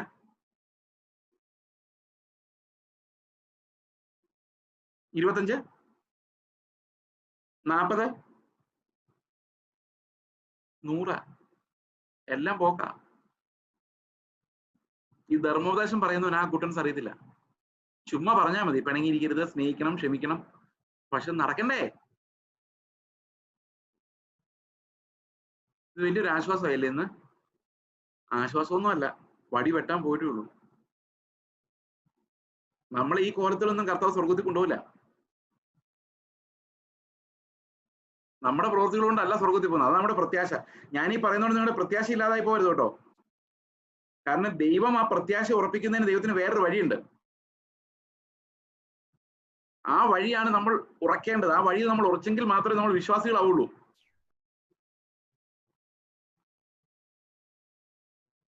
അപ്പൊ ഈ ധർമ്മോപദേഷ്ടാക്കന്മാർക്ക് എന്താണ് പഠിപ്പിക്കുന്നത് അറിയാൻ പറ്റത്തില്ല. നിങ്ങൾ നന്നാവണം, നന്നായി വിശുദ്ധരാകണം, കേട്ടിട്ടുണ്ടോ? വിശുദ്ധ ജീവിതം നയിച്ചില്ലെങ്കിൽ നിങ്ങൾ എല്ലാവരും നരകത്തിൽ പോകും. പക്ഷെ കൽപ്പന എന്താണെന്നറിയോ? എന്റെ പിതാവ് വിശുദ്ധനായിരിക്കുന്ന പോലെ നിങ്ങൾ എല്ലാവരും വിശുദ്ധരായിരിക്കണമെന്ന്. അവിടെയാണ് ചുറ്റുന്നത്. കർത്താവ് പറയാം, ഞാൻ വിശുദ്ധനായിരിക്കുന്ന പോലെ, just as I am holy. There's only one standard in heaven, that's the standard of Christ. Nothing else is acceptable. ഇടറിയോ? അപ്പൊ ധർമ്മോപദേഷ്ടാക്കന്മാരായിരിക്കുന്നവർക്ക് എന്താണ് സ്ഥാപിക്കുന്നതെന്ന് പറയാൻ പറ്റത്തില്ല. അതുകൊണ്ടാണ് നമ്മൾ ലേഖനങ്ങൾ ശ്രദ്ധിക്കുമ്പോൾ എല്ലാ ലേഖനങ്ങളിലും, റോമാലേഖനം 1 മുതൽ 16 വരെയുള്ള നിങ്ങൾ ഭാഗം നോക്കിയാല് ആദ്യത്തെ 11 അധ്യായങ്ങൾ പത്യോപദേശവും 12ന്റെ പകുതി മുതൽ അങ്ങോട്ട് ധർമ്മോപദേശവും. എഫേസ്യ ലേഖനം നോക്കിയാൽ ആദ്യത്തെ 3 അധ്യായങ്ങൾ പത്യോപദേശമാണ്. 4, 5, 6 അധ്യായങ്ങൾ എങ്ങനെ ജീവിക്കണം, ധർമ്മോപദേശം. എബ്രായ ലേഖനം 1 മുതൽ 12 തീരുന്നത് വരെ പത്യോപദേശം. 12ന്റെ അവസാനത്തെ കുറച്ച് ഭാഗവും 13ന്റെ കുറച്ച് ഭാഗവും മാത്രമേ ഉള്ളൂ ധർമ്മോപദേശം. നമുക്ക് വളരെ സ്ട്രോങ് ആയിട്ടുള്ള ധർമ്മോപദേശം ഉണ്ട്. സ്നേഹിക്കണം 100%. പക്ഷെ ഇത് പറയുമ്പോൾ അത് മനസ്സിലാകണമെങ്കിൽ ഈ പത്യോപദേശം ആദ്യം പഠിക്കണം. വിത്തൗട്ട് പത്യോപദേശം, doctrinal teaching, you cannot enter into moral teaching. ഉപദേശങ്ങളുടെ പഠനമില്ലാതെ നമുക്ക് ജീവിത പഠനം സാധിക്കില്ല. നിങ്ങൾ എങ്ങനെ കേട്ടിട്ടുണ്ടോ? ഉപദേശമൊന്നും അല്ല ബ്രദറെ കാര്യം, ജീവിതമാണ് കാര്യം. No, that's a lie. ശരിയായ ഉപദേശം ഇല്ലാതെ നമുക്ക് ശരിയായ ജീവിതത്തിൽ എത്താൻ പറ്റത്തില്ല. If the doctrine is not right, you cannot live a sanctified life. That's not possible. ഉപദേശ രൂപം കറക്റ്റായിട്ട് നമുക്ക് അപ്പോസ്തല ഉപദേശ രൂപം കിട്ടിയില്ലെങ്കിൽ നമുക്ക് ഒരിക്കലും കർത്താവ് ഉദ്ദേശിക്കുന്ന വിശുദ്ധീകരണം പ്രാപിക്കാനോ സ്വർഗത്തിൽ യേശു ക്രിസ്തുവിന്റെ തേജസ്സിലൂടെ കടന്നു ചെല്ലാൻ ഒന്നും പറ്റത്തില്ല. We will be failed Christians, defeated Christians. ഒരു പാപത്തെയും ജയിക്കാത്ത, എന്നും പാല് കുടിക്കുന്ന, ആ തുടങ്ങിയതിനേക്കാൾ കഷ്ടമായ വിശ്വാസികളായിട്ട് നമ്മൾ അവശേഷിക്കും. If you don't understand the doctrine of the apostles. അപ്പൊ ഇതിനകത്ത് ചില ആശയക്കുഴപ്പങ്ങളൊക്കെ നമുക്ക് വായിക്കുമ്പോൾ ഉണ്ടാവും. അത് മുഴുവൻ പഠിച്ചു കഴിയുമ്പോൾ കൃത്യമായ ക്ലാരിറ്റി ഉണ്ടാവുള്ളൂ. അതുകൊണ്ട് കണ്ടിന്യൂസ് ആയിട്ട് നിങ്ങൾ ഫോളോ ചെയ്തെങ്കിലേ അത് ശരിക്ക് ഉൾക്കൊള്ളാൻ കഴിയുള്ളൂ. ഐ തിങ്ക് ഇത് നമ്മൾ ഒരിക്കൽ കേൾക്കുകയല്ല, ഇത് തുടർച്ചയായി നമ്മുടെ സഭകളിലെല്ലാം പ്രസംഗിക്കപ്പെടണം. റോമാലേഖനം നമ്മുടെ ലേഖനം തന്നെയാണല്ലോ അല്ലെ? ഓക്കെ, അടുത്ത വാക്യം പറയാം. ധർമ്മോപദേഷ്ടാക്കന്മാരായിരിക്കാൻ ആഗ്രഹിക്കുന്ന തങ്ങൾ പറയുന്നത് ഇന്നതെന്നും സ്ഥാപിക്കുന്ന ഇന്നതെന്നും ഗ്രഹിക്കുന്നില്ല താനും. അപ്പൊ അങ്ങനെ പറഞ്ഞു കഴിയുമ്പോൾ ഇവരെന്താ പറഞ്ഞു വരുന്നത് ഇവർക്ക് തന്നെ അറിയത്തില്ല. എന്തോരും ആകണം എന്നറിയത്തില്ല. അതാണ് ഇതിന്റെ പ്രശ്നം. എന്തോരും ആ ലിമിറ്റ്, സ്വർഗത്തിൽ കൊണ്ടുപോകുന്ന കട്ട് ഓഫ് ലിമിറ്റ് ഇല്ല. അതാ പ്രശ്നം. കർത്താവ് ആ ഒരു സ്റ്റാൻഡേർഡ് പറഞ്ഞിട്ടുള്ളൂ, ബി ലൈക്ക് ക്രൈസ്റ്റ്. അതിന്റെ പുറകെയുള്ള ഒന്നും സമ്മതിക്കാലെന്നാ കർത്താവ് പറഞ്ഞു. ഈ പ്രഭാഷണം മുഴുവൻ വായിച്ചിട്ട് കർത്താവ് പറയുന്നതെന്നറിയോ? എന്റെ പിതാവിന്റെ ഇഷ്ടം ചെയ്യുന്നത് മാത്രമേ പോകുള്ളൂ. ഓക്കെ, അപ്പൊ ആദ്യം നമ്മൾ എന്താ ചെയ്തെന്നറിയോ? ഈ രക്ഷ എത്ര കഠിനമാണെന്ന് ഇപ്പം നിങ്ങളുടെ മുമ്പിൽ വേദപുസ്തകം, ആ പാപത്തിന്റെ ശക്തി എന്താണെന്നും എന്തുകൊണ്ട് നമ്മൾ എത്ര ശ്രമിച്ചാലും തോറ്റു പോകുന്നവരാണെന്നും, ശ്രമിക്കുന്നതനുസരിച്ച് കൗണ്ടർ ഫോഴ്സ്, നിങ്ങൾ കണ്ടോ കൗണ്ടർ ഫോഴ്സ് എന്നുള്ള കാര്യം ഞാൻ കഴിഞ്ഞ ദിവസം എക്സ്പ്ലെയിൻ ചെയ്തായിരുന്നു. ഈ ന്യൂട്ടന്റെ ചലന നിയമം, മൂന്നാം ചലന നിയമം അറിയോ? എന്തോ മൂന്നാം ചലന നിയമം? Third law of motion. To every action there is an equal and opposite reaction. അതിന് മലയാളത്തിൽ പറഞ്ഞാൽ ഏതൊരു പ്രവൃത്തിക്കും തുല്യവും വിപരീതവുമായ ഒരു പ്രതിപ്രവർത്തനമുണ്ട്. ഇത് സത്യത്തിൽ ന്യൂട്ടൺ എവിടെ നിന്നാ കിട്ടിയെന്നറിയോ? ഗ്രാവിറ്റേഷൻ ലോ എവിടെ നിന്നാ കിട്ടിയെന്നറിയോ? പുള്ളി ഒരു മരത്തിന്റെ ചോട്ടി ഇരിക്കുമ്പോൾ ഒരു മരം വന്ന് തലയിൽ വീണെന്ന് ചിലർ പറയുന്നു, അടുത്ത വീണെന്ന് വേറെ ചിലർ പറയുന്നു. എന്തായാലും ഒരു മരത്തിൽ നിന്ന് ഒരു പഴം വീണ് കണ്ടിട്ടാണ് പുള്ളിക്ക് ശരിക്കും ഈ ഗ്രാവിറ്റി ഉണ്ടെന്ന് കണ്ടുപിടിച്ചത്. പക്ഷെ ഏത് ഫോഴ്സിനും തുല്യവും വിപരീതമായ ഒരു പ്രതിപ്രവർത്തനം ഉണ്ടെന്ന് ആദ്യം പറഞ്ഞത് ന്യൂട്ടൺ അല്ല, ആദ്യം പറഞ്ഞ പൗലോസാ. നിങ്ങൾ എന്ത് നന്മ ചെയ്യാൻ ശ്രമിച്ചാലും അതിന്റെ ഓപ്പോസിറ്റ് അടിക്കുന്ന ഒരു പ്രവൃത്തി, നിങ്ങളുടെ ഒരു ജഡപ്രവൃത്തി നിങ്ങളുടെ ഉള്ളിലുണ്ടാവും. ഞാൻ പറയട്ടെ, എന്താന്ന് ഒരു എക്സാമ്പിൾ പറയട്ടെ. നിങ്ങളെ രക്തദാനം ചെയ്യാൻ പോയി വിചാരിച്ചോ? ഈ PYPAക്കാർ 2-3 വർഷം മുമ്പ് അങ്ങനെ രക്തദാന ക്യാമ്പ് എന്ന് പറഞ്ഞ ഒരു പരിപാടി നടത്തിയായിരുന്നു. നിങ്ങൾ ഓർമ്മയുണ്ടോന്ന് എനിക്കറിയത്തില്ല, അതിനുശേഷം അവർ ചെയ്തോന്നും അറിയത്തില്ല. ഈ രക്തദാന ക്യാമ്പ് കൊടുത്തിട്ട് വരുമ്പോ എന്താ അവരുടെ മനസ്സിലെന്നറിയോ? അതുവരെ ഒരു പാപവും ചെയ്തിട്ടില്ലാത്ത ആൾക്കാരെ പോലെ അവർ വരുന്നു. കാരണം അവർ ഒറ്റ രക്തദാനം കൊണ്ട് അവർ മാനസാന്തരപ്പെടാൻ പറ്റാത്തവരായിട്ട് മാറും. നമ്മൾ ഓരോ സൽപ്രവൃത്തി ചെയ്യുമ്പോഴും അത് പെർഫെക്റ്റ് ആവുന്നുമില്ല, എന്നാൽ നമ്മൾ പാപികളാന്നുള്ള ഫീലിംഗ് അങ്ങ് പോയിട്ട് അത്രയും കഠിന ഹൃദയം നമുക്കുണ്ട്. എനിക്ക് പല സമയത്തുണ്ട്, ഞാൻ തുറന്നു പറയുന്നില്ല, തുറന്നു പറയുന്നത് നിങ്ങൾ തെറ്റിദ്ധരിക്കുന്നുള്ളതുകൊണ്ട്, ഈ നന്മ ചെയ്തിട്ട് കൗണ്ടർ ഫോഴ്സ് ആയിട്ട് മാനസാന്തരപ്പെടാൻ പറ്റാത്ത അവസ്ഥ ഞാൻ കുരുങ്ങിയിട്ടുണ്ട്. അപ്പൊ ഞാൻ എന്നെ പുകഴ്ത്താൻ തുടങ്ങും, ആരിങ്ങനെയൊക്കെ ചെയ്യുമെന്ന്. ഇങ്ങനെയൊക്കെ ഇക്കാലത്ത് ആരെങ്കിലും ചെയ്യുമോ എന്ന് ആരെങ്കിലും ചോദിക്കുകയും കൂടെ ചെയ്ത് കഴിഞ്ഞാൽ പിന്നെ പറയാനുമില്ല, പിന്നെ എനിക്ക് മാനസാന്തരപ്പെടാനേ പറ്റത്തില്ല. ഇപ്പൊ എത്ര നമ്മൾ ചെയ്താലും അത്ര നമ്മുടെ ഹൃദയം കഠിനമാവോ? കാരണം സൽപ്രവൃത്തികൾ ഉയരത്തിൽ നിന്ന് വരുന്ന അല്ലെങ്കിൽ നമ്മുടെ ജഡത്തിലെ എന്ത് പ്രവൃത്തി തരും. ഞാൻ ഒരു എക്സാമ്പിൾ നിങ്ങളോട് പറയാം. ഈ അമ്മമാര് മക്കളോട് പറയുന്ന കേട്ടിട്ടുണ്ടോ? നിന്നെയൊക്കെ 10 മാസം ചുമന്ന് ഞാൻ വളർത്തുകയെന്ന്. ആ വളർത്തിയതിന്റെ കൗണ്ടർ ഫോഴ്സ് ആണ് ഇപ്പൊ മകന്റെ നേരെ തിരിഞ്ഞേക്കുന്നത്. ഇപ്പൊ മകൻ ചോദിക്കും, ഞാൻ പറഞ്ഞായിരുന്നോ എന്നെ 10 മാസം വളർത്തി? നിങ്ങൾ എന്ത് സൽപ്രവൃത്തി ചെയ്താലും അതിന്റെ ഒരു കണക്ക്, ഒരു അക്കൗണ്ട് ഞാൻ ചെയ്തതാ. അവനെ ഞാൻ എന്തോ ഒരു സപ്പോർട്ട് ചെയ്താന്നറിയോ? അതിന്റെ കൗണ്ടർ ഫോഴ്സ് എനിക്ക് ഇനിയിപ്പോ ഒരു ആശ്വാസം അവൻ തരണം. എതിർശക്തി ഭയങ്കര സ്ട്രോങ് ആ.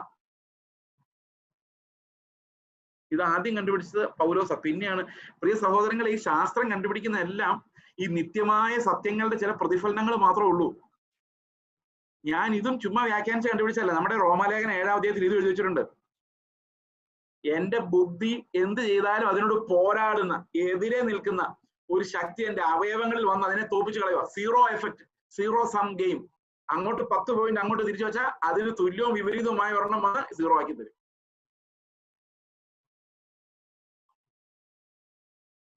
ഇതാണ് നമ്മുടെ അവസ്ഥ.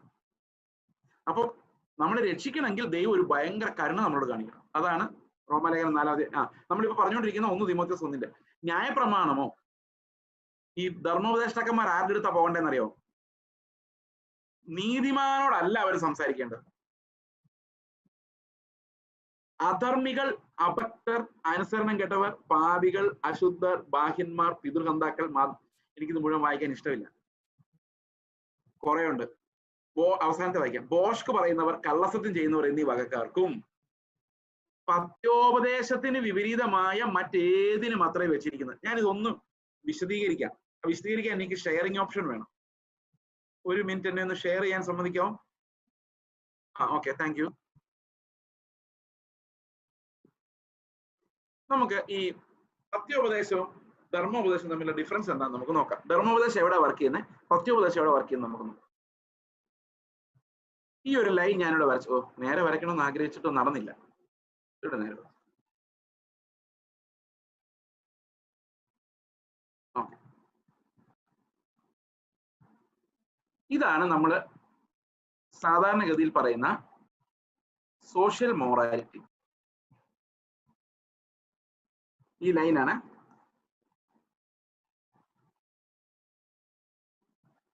ഈ ലൈൻ നമ്മൾ വളരെ വിശദമായിട്ട് പിന്നീട് കാണും. നമുക്ക് വളരെ ഇമ്പോർട്ടൻ്റ് ആയിട്ടുള്ള ലൈനായത്. ഈ സോഷ്യൽ മൊറാലിറ്റിയുടെ താഴെ പോകുന്ന വിഷയങ്ങൾ: കൊലപാതകം, മോഷണം, വഞ്ചന, കള്ളം പറയൽ, വ്യഭിചാരം, ഇങ്ങനെയുള്ള തട്ടിപ്പ്, കപടഭക്തി, ഇതെല്ലാം മനുഷ്യർക്ക് ആർക്കും ഇഷ്ടമില്ലാത്ത സാധനങ്ങളും സമൂഹത്തിന്റെ മൊറാലിറ്റിക്കും താഴെയുള്ള കാര്യങ്ങളുമാണ്. സമ്മതിച്ചല്ലോ? ഇങ്ങനെയുള്ളിടത്താണ് മോറൽ ടീച്ചിങ്, മോശയുടെ ടീച്ചിങ്സ്. കൊല ചെയ്യരുതടാ, വ്യഭിചാരം ചെയ്യരുത്, മോഷ്ടിക്കരുത്, കള്ളസാക്ഷ്യം പറയരുത്. ഇതാരോടാ? ഇനി നിങ്ങൾക്ക് സംശയം ഉണ്ടെങ്കിൽ ഞാൻ ഒന്നുകൂടെ എക്സ്പ്ലെയിൻ ചെയ്യാം. ഞാൻ ശരിക്കും ദുബായിൽ വന്നു എന്ന് വിചാരിച്ചു. പാസ്റ്ററുടെ വീട്ടിൽ താമസിക്കാമെന്ന് വിചാരിച്ചു. അപ്പോ 15 ദിവസം കഴിഞ്ഞ് ഞാൻ പോരാൻ നേരത്ത് പാസ്റ്റർ പറയാണ്, ഇവിടുന്ന് പോകുന്നൊക്കെ കൊള്ളാം, ഇവിടെ വിലയേറിയ പല സാധനങ്ങളും ഉണ്ട്, അതൊന്ന് എടുത്തോണ്ട് പോയേക്കരുത് എന്നോട് പറഞ്ഞാൽ എനിക്ക് എന്തു തോന്നും? മോഷ്ടിക്കരുതെന്നല്ലേ പറഞ്ഞോളൂ. പക്ഷെ ഒരു പ്രോബ്ലം ഉണ്ട്. ആ കൽപ്പന എന്നോടല്ലായിരുന്നു പറയേണ്ടത്, അത് സോഷ്യൽ മൊറാലിറ്റിക്ക് താഴെയുള്ളവർക്കായിരുന്നു പ്രയോജനം ചെയ്യുന്നത്. മനസ്സിലാവുന്നുണ്ടോ ഞാൻ പറയുന്നത്? ശരിയാണോ? ഇനി ദൈവത്തിന്റെ കൃപയാൽ രക്ഷിക്കപ്പെട്ടവർ ഈ സോഷ്യൽ മൊറാലിറ്റിയുടെ ഈ ഹൈവേ കൂടെ അല്ല പോകുന്നത്. അവരുടെ നീതി പരീശന്റെയും ശാസ്ത്രിയുടെയും നീതിയെ കവിയുന്ന, സോഷ്യൽ മൊറാലിറ്റിക്ക് വളരെ ഉയരത്തിലുള്ള, കൊലപാതകം പോയിട്ട് ഹൃദയത്തിൽ കയ്പ് പോലും ഉണ്ടാകരുതെന്ന് ആഗ്രഹിക്കുന്ന ഇവർക്കുള്ളത് പത്യോപദേശമാണ്. ഈ പത്യോപദേശത്തിന് വിപരീതമായത് എന്തുണ്ടോ അവർക്കുള്ളതാണ് ധർമ്മോപദേശം. ഞാൻ ഒരു എക്സാമ്പിളിൽ പറയാം. നിങ്ങളുടെ ചർച്ചിൽ കുറച്ച് ആൾക്കാർ സുവിശേഷ വേലയ്ക്ക് വേണ്ടി പോകുന്നെന്ന് വിചാരിച്ചു, ഇന്ത്യയിൽ എവിടെയെങ്കിലും, അല്ല ഏതെങ്കിലും ഒരു വീട്ടിൽ പോവാ ഒരാളെ കാണാൻ വേണ്ടി. അപ്പൊ പാസ്റ്റർ പറയാണ്, വീട്ടിൽ പോകുന്നൊക്കെ കൊള്ളാം, അവിടുന്ന് വിലയേറിയ സാധനങ്ങളൊന്നും അടിച്ചോണ്ട് പോരല്ലേ, അവിടുത്തെ സ്ത്രീകളോടൊക്കെ മാന്യമായിട്ട് പെരുമാറണം എന്നൊക്കെ പറഞ്ഞ് വിടേണ്ട അവസ്ഥ ഉണ്ടായാൽ ആ സഭയുടെ ഗതി എന്തായിരിക്കും? സോഷ്യൽ മൊറാലിറ്റിയുടെ താഴെ അവർ ജീവിക്കുന്നതിന്റെ അർത്ഥം.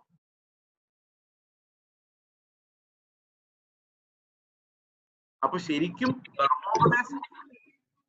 ധർമ്മോപദേശം എന്ന് പറയുന്നത് ഇത് സ്ലിപ്പാകുന്നവർക്കാണ്, കഠിന ഹൃദയമുള്ളവർക്ക് ആണ് പ്രയോജനപ്പെടുന്നത്.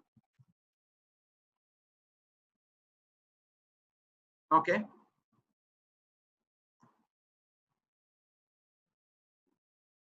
അപ്പോൾ ഇനി നമുക്ക് ഈ തിരിച്ച് റോമാലേഖനത്തിലേക്ക് തന്നെ വരാം. 4-ാം അധ്യായം 7-ാം വാക്യം.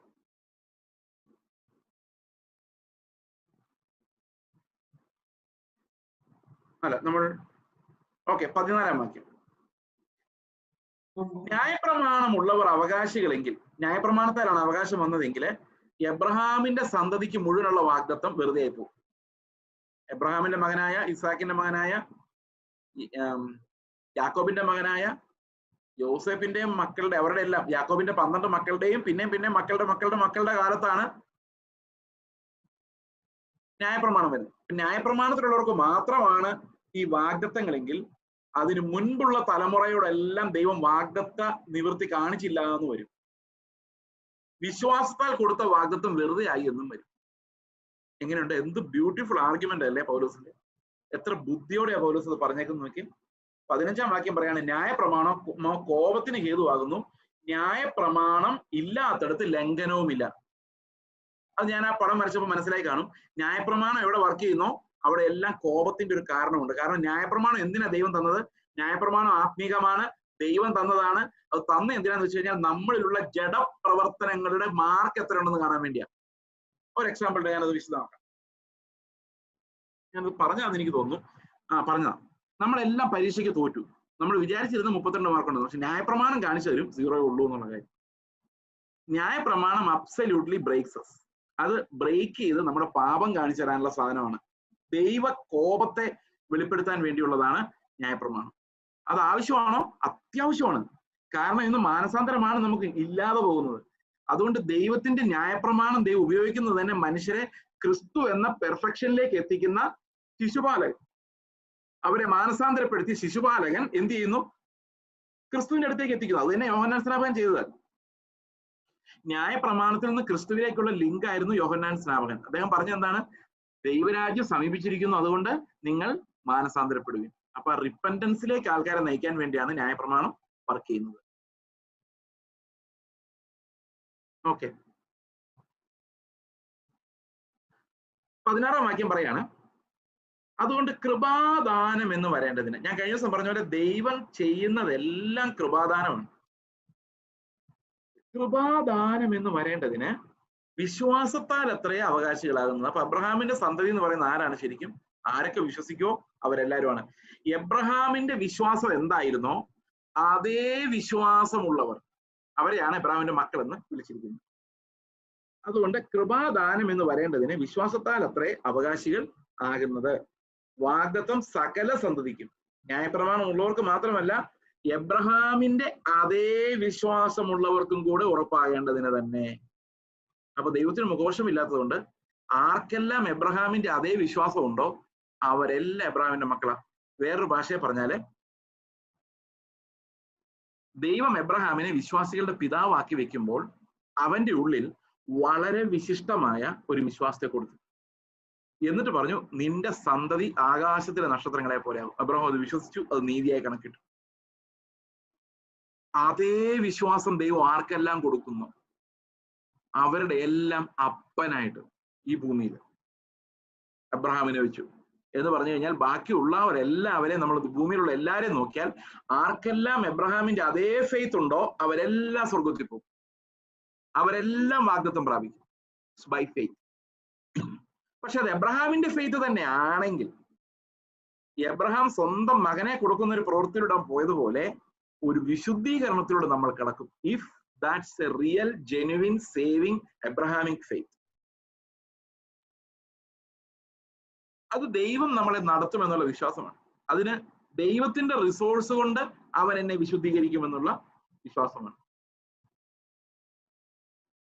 ഓക്കെ, നമ്മൾ 17-ാം വാക്യം കഴിഞ്ഞ ദിവസം കണ്ടായിരുന്നു.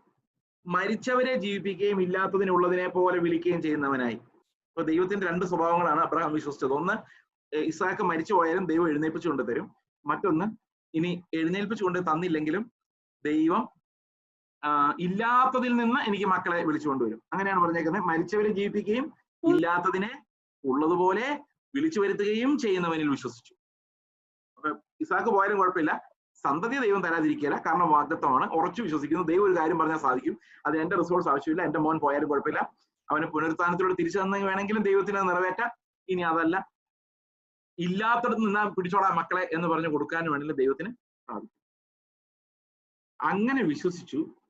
ദൈവത്തിന്റെ ദൃഷ്ടിയിൽ അവൻ നമുക്ക് എല്ലാവർക്കും പിതാവാകേണ്ടതിന്. അപ്പൊ നമ്മൾ എന്ത് വിശ്വസിക്കണം? എബ്രഹാം എന്ത് വിശ്വസിച്ചോ അത് തന്നെ വിശ്വസിക്കണം. അപ്പൊ മരിച്ചവരെ ഉയർപ്പിക്കുന്ന ദൈവത്തിൽ വിശ്വസിക്കണം. ഇല്ലാത്തതിനെ, ഒരു റിസോഴ്സും ഇല്ലാത്തടത്ത് ദൈവത്തിന് വിളിച്ചു വരുത്താൻ കഴിയുമെന്ന് വിശ്വസിക്കണം. Means what's impossible for man is possible for God എന്ന് വിശ്വസിക്കണം. അപ്പൊ രക്ഷയ്ക്ക് ആധാരമായ രണ്ട് വിശ്വാസങ്ങൾ, ഒന്ന് പുനരുത്ഥാനത്തിലുള്ള വിശ്വാസവും മറ്റൊന്ന് ദൈവത്തിന് ഇല്ലായ്മയിൽ നിന്ന് ഉളവാക്കാനുള്ള ശക്തിയിലുള്ള വിശ്വാസവും. അവൻ നമുക്കെല്ലാവർക്കും ആകേണ്ടതിന് തന്നെ ഞാൻ നിന്നെ ബഹുജാതികൾക്ക് പിതാവാക്കി വെച്ചു എന്ന് എഴുതിയിരിക്കുന്നുവല്ലോ. 18-ാം വാക്യം പറയാണ്, നിന്റെ സന്തതി ഇവണ്ണമാകുമെന്ന് ഞാൻ അരുളി ചെയ്തിരിക്കുന്ന പോലെ താൻ ബഹുജാതികൾക്ക് പിതാവാകുമെന്ന് അവൻ ആശയ്ക്ക് വിരോധമായി ആശയോടെ വിശ്വസിച്ചു. ഇത് ആശയ്ക്ക് വിരോധമായ ആശ. ഗലാത്യ ലേഖനത്തിൽ പറയുമ്പോൾ ഈ സന്തതിയെ കുറിച്ച് പറയുന്ന ഒരൊറ്റ ആളായിട്ടാ അല്ലെ? സന്തതികളെന്നല്ല, സന്തതി എന്നാ പറഞ്ഞിരിക്കുന്നത്, ക്രൈസ്റ്റ്. അപ്പൊ എബ്രഹാമിന്റെ സന്തതി ആരാ? ക്രിസ്തുവാ. എബ്രഹാമിന്റെ മകനായ, ദാവീദിന്റെ മകനായ, അല്ലെ അങ്ങനല്ലേ, യേശു ക്രിസ്തുവിന്റെ വംശാവലി. എബ്രഹാമിന്റെ മകൻ. ശരിക്കും എബ്രഹാമിന്റെ മകൻ ആരാ? യേശുവാ. യേശു എന്ന് പറയുമ്പോൾ ക്രിസ്തു മാത്രമല്ല, അവനിൽ തെരഞ്ഞെടുക്കപ്പെട്ട നമ്മളെല്ലാവരും. അപ്പൊ യേശു ക്രിസ്തു എന്ന സന്തതിയിലൂടെ എബ്രഹാം ബഹുജാതികൾക്ക് പിതാവായി മാറി. സർക്കംസിഷനാൽ അല്ലാത്ത വിശ്വാസത്താലുള്ള അവകാശം ബഹുജാതികൾ പ്രാപിച്ചു. അത് എബ്രഹാമിന് നേരത്തെ അറിയാമായിരുന്നു. എബ്രഹാം തന്റെ പുത്രനെ അർപ്പിക്കുമ്പോൾ രണ്ട് വിശ്വാസം ഉണ്ടായിരുന്നു എന്ന് ഞാൻ പറഞ്ഞു. ഒന്ന്, മരിച്ചവരിൽ നിന്ന് ഉയർപ്പിക്കുന്ന ദൈവം, അത് ഇസാക്കിന്റെ കാര്യത്തിൽ തന്നെയാണ്. എന്നാൽ രണ്ടാമത്തെ കാര്യം, ഇല്ലാത്തടത്ത് നിന്ന് വിളിച്ചു വരുന്ന ദൈവം. അങ്ങനെ വിളിച്ചു വരുത്തി ദൈവം കൊടുത്ത മക്കളാണ് നമ്മൾ. അവകാശികൾ അല്ലാതിരുന്നവർ, ജഡപ്രകാരം സന്തതികൾ അല്ലാതിരുന്നവർ, അന്യന്മാരായ നമ്മളെ എബ്രഹാമിന് മക്കളായി കൊടുത്ത് ഇല്ലാത്തടത്ത് നിന്ന് വിളിച്ചു കൊടുക്കുന്നത് പോലെ ആണ്. ഓക്കെ, ഇനി ഞാൻ കഴിഞ്ഞ ദിവസം പറഞ്ഞ കാര്യങ്ങൾ തന്നെയാണ്. 19-ാം വാക്യത്തില് അവൻ ഏകദേശം 100 വയസ്സുള്ളവനാകൊണ്ട് തന്റെ ശരീരം നിർജീവമായി പോയതും സാറയുടെ ഗർഭപാത്രത്തിന്റെ നിർജീവത്വം ഗ്രഹിച്ചിട്ടും വിശ്വാസത്തിൽ ക്ഷീണിച്ചില്ല. ഓക്കെ, ദൈവത്തിന്റെ വാഗ്ദത്തത്തിൽ അവിശ്വാസത്താൽ സംശയിക്കാതെ വിശ്വാസത്തിൽ ശക്തിപ്പെട്ട് ദൈവത്തിന് മഹത്വം കൊടുത്തു. അവൻ വാഗ്ദത്തം ചെയ്തത് പ്രവർത്തിപ്പാൻ ശക്തൻ. എനിക്ക് വയസ്സ് 100ആയി, എന്റെ ഭാര്യയുടെ ഗർഭപാത്രം നിർജീവമായി, ഇനി ഒരു കുഞ്ഞുണ്ടാവുക എന്ന് പറയുന്നത് അസാധ്യമാണ്. പക്ഷെ ഒരു കാര്യം ഉറപ്പാണ്, അവൻ വാഗ്ദത്തം ചെയ്തത് നിവർത്തിക്കാൻ ശക്തനാണ്.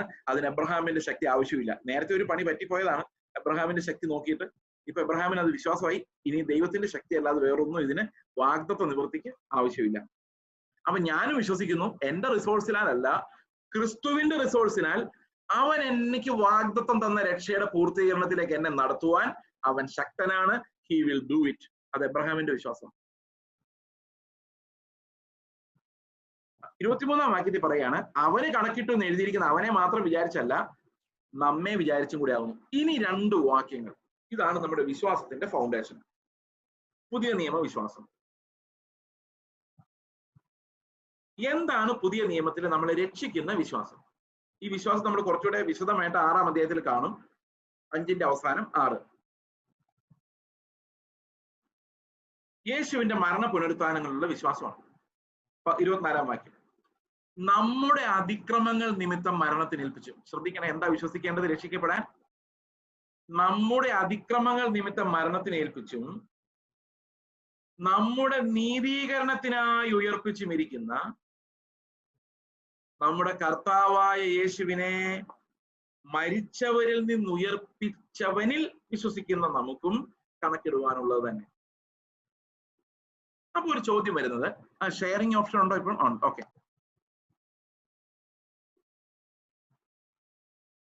ഒരു നിമിഷം നമുക്ക് നോക്കാം. യേശു ക്രിസ്തുവിന്റെ പുനരുത്ഥാനം, മരണം, പുനരുത്ഥാനം.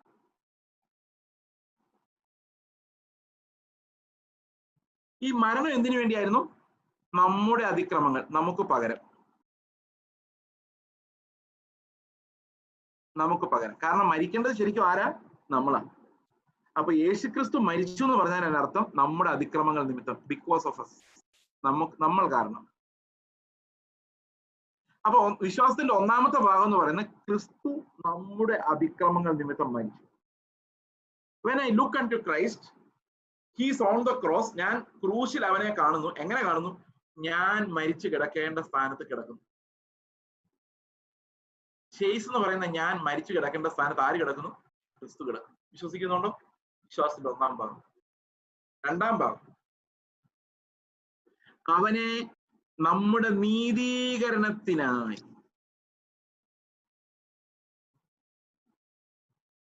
ഈ നീതീകരണം എന്നുള്ള വാക്ക് ശ്രദ്ധിച്ചോ?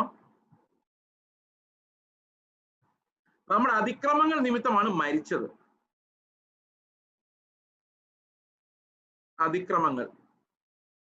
അതിക്രമങ്ങളായിരുന്നു മരണത്തിന്റെ കാരണം. എന്നാൽ പുനരുത്ഥാനത്തിന്റെ കാരണം എന്താണെന്നറിയോ? എന്തിനു വേണ്ടിയായിരുന്നറിയോ? നമ്മുടെ നീതീകരണത്തിന് വേണ്ടിയായിരുന്നു. ദാറ്റ് മീൻസ് യേശു ക്രിസ്തുവിന്റെ പുനരുത്ഥാനത്തിലാണ് നമുക്ക് നീതീകരണം ലഭിച്ചത്. ഇതെങ്ങനെയാണ് ഈ മെക്കാനിസം വർക്ക് ചെയ്യുന്നത് നമുക്ക് നോക്കാം. ഇവിടെ പറഞ്ഞിരിക്കുന്നത് നമ്മുടെ കർത്താവായ യേശുവിനെ, 25-ാം വാക്യം, മരിച്ചവരിൽ നിന്ന് ഉയർപ്പിച്ചവനിൽ വിശ്വസിക്കുന്ന നമുക്കും കണക്കിടുവാനുള്ള. അപ്പൊ ആരിലാണ് നമ്മൾ വിശ്വസിക്കേണ്ടത്? God the Father,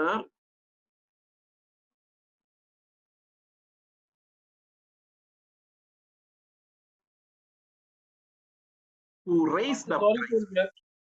Sorry to interrupt. Hello? Sorry to interrupt. ഒരു കാര്യം പറയാനായിരുന്നു. കുഞ്ഞുങ്ങളുടെ ഈ വീഡിയോയിൽ ഇന്ന് കേൾക്കുന്നുണ്ട്. അപ്പം അതൊന്ന് ഇംഗ്ലീഷിലൂടെ എക്സ്പ്ലെയിൻ ചെയ്തെങ്കിൽ നന്നായിരുന്നു. അത്രയും ഭാഗം. ഓക്കെ. ഏത് ഭാഗമാ? ഇപ്പൊ പറഞ്ഞ ഭാഗമാ? അതെ അതെ, ഈ മരണവും പുനരുത്ഥാനവും. All right, okay. Okay. So what are the two elements of Christian faith? One is that Jesus died because of our transgressions. Transgressions mean breaking of the law. Because we broke the law, we had to die as a result of divine punishment. But Jesus took that punishment and died in our place. So his death was in our place. So when we meditate Christ on the cross, we need to understand that I should have been there on the cross. I should have died because I was the sinner who deserved death. But Jesus decided, no, I will save them and I will die for their transgressions. So I have a substitute for me on the cross. Where I had to die, Christ died. എനിക്ക് ക്രൂശിൽ ഒരു പകരക്കാരൻ ഉണ്ടായിരുന്നു. Where I had to die, he died. അപ്പൊ ക്രിസ്തു എനിക്ക് പകരം മരിച്ചു because of my transgressions. Okay. And his resurrection was for my justification. I was declared righteous because of his resurrection. This was the point I was trying to explain. Now, in this verse we read, God the Father raised up Christ from the dead. നമ്മളിവിടെ വായിക്കുന്നത് പിതാവ് അവനെ മരിച്ചവരുടെ ഇടയിൽ നിന്ന് ഉയർപ്പിച്ചു എന്നാണ്. But you know, Jesus claimed 2 or 3 times that you destroy this temple, I will build it up in 3 days. Do you remember that? കർത്താവ് പറഞ്ഞു, നിങ്ങൾ ഈ മന്ദിരം നശിപ്പിച്ചാൽ ഞാൻ 3 ദിവസം കൊണ്ട് ഇതിനെ പണിയും. അതിനർത്ഥം യേശു എന്താ പറഞ്ഞത്? I will എന്നാ പറഞ്ഞു, അല്ലെ? കർത്താവ് വേറെടുത്ത് പറഞ്ഞു, എന്റെ ജീവനെ നൽകുവാനും തിരിച്ചെടുക്കുവാനും എനിക്ക് അധികാരമുണ്ട്. So my question is, what happened after Christ died? Did the Father raise him up or he himself went up into heaven? പിതാവ് അവനെ എഴുന്നേൽപ്പിച്ചോ അതോ അവൻ തന്നെ എഴുന്നേറ്റ് പോയോ? Because he was God. യേശുക്രിസ്തു ദൈവമാണ്. അവൻ ഒരു മരണത്തിനും പൂട്ടിവെക്കാൻ പറ്റത്തില്ല. അവന് തന്നെ എഴുന്നേറ്റ് പോകാം. പക്ഷേ ബൈബിളിൽ അങ്ങനെ കർത്താവ് തന്നെ എഴുന്നേറ്റ് പോകുമെന്ന് പറഞ്ഞിട്ടുണ്ടെങ്കിലും when we are asked to confess our faith, not only here in Romans chapter 4, also in Romans chapter 10 verse 9, confession ഇങ്ങനെയാണ്, അവനെ മരിച്ചവരുടെ ഇടയിൽ നിന്ന് ഉയർപ്പിച്ചു, പിതാവ് ഉയർപ്പിച്ചു എന്ന് വിശ്വസിക്കണം. That means we have to believe in the Father who raised Jesus Christ from the dead. അതെന്തുകൊണ്ടാണ് അങ്ങനെ? Why is it like that? What's the problem if you believe Christ went up into heaven? He rose from the dead by himself. അങ്ങനെ വിശ്വസിച്ചാൽ our justification is not assured. അതെന്താണ് അതിന്റെ goodness? എന്താണ് അതിന്റെ technique? യേശുക്രിസ്തു മരിക്കുമ്പോൾ അവൻ ദൈവമാണ് അല്ലെ? ദൈവമാണ്. He was always God. Some people contradict this and they say Jesus was not God when he died. No, his divinity will never be affected. He is immutable because he is always God. God cannot change his nature. He is immutable.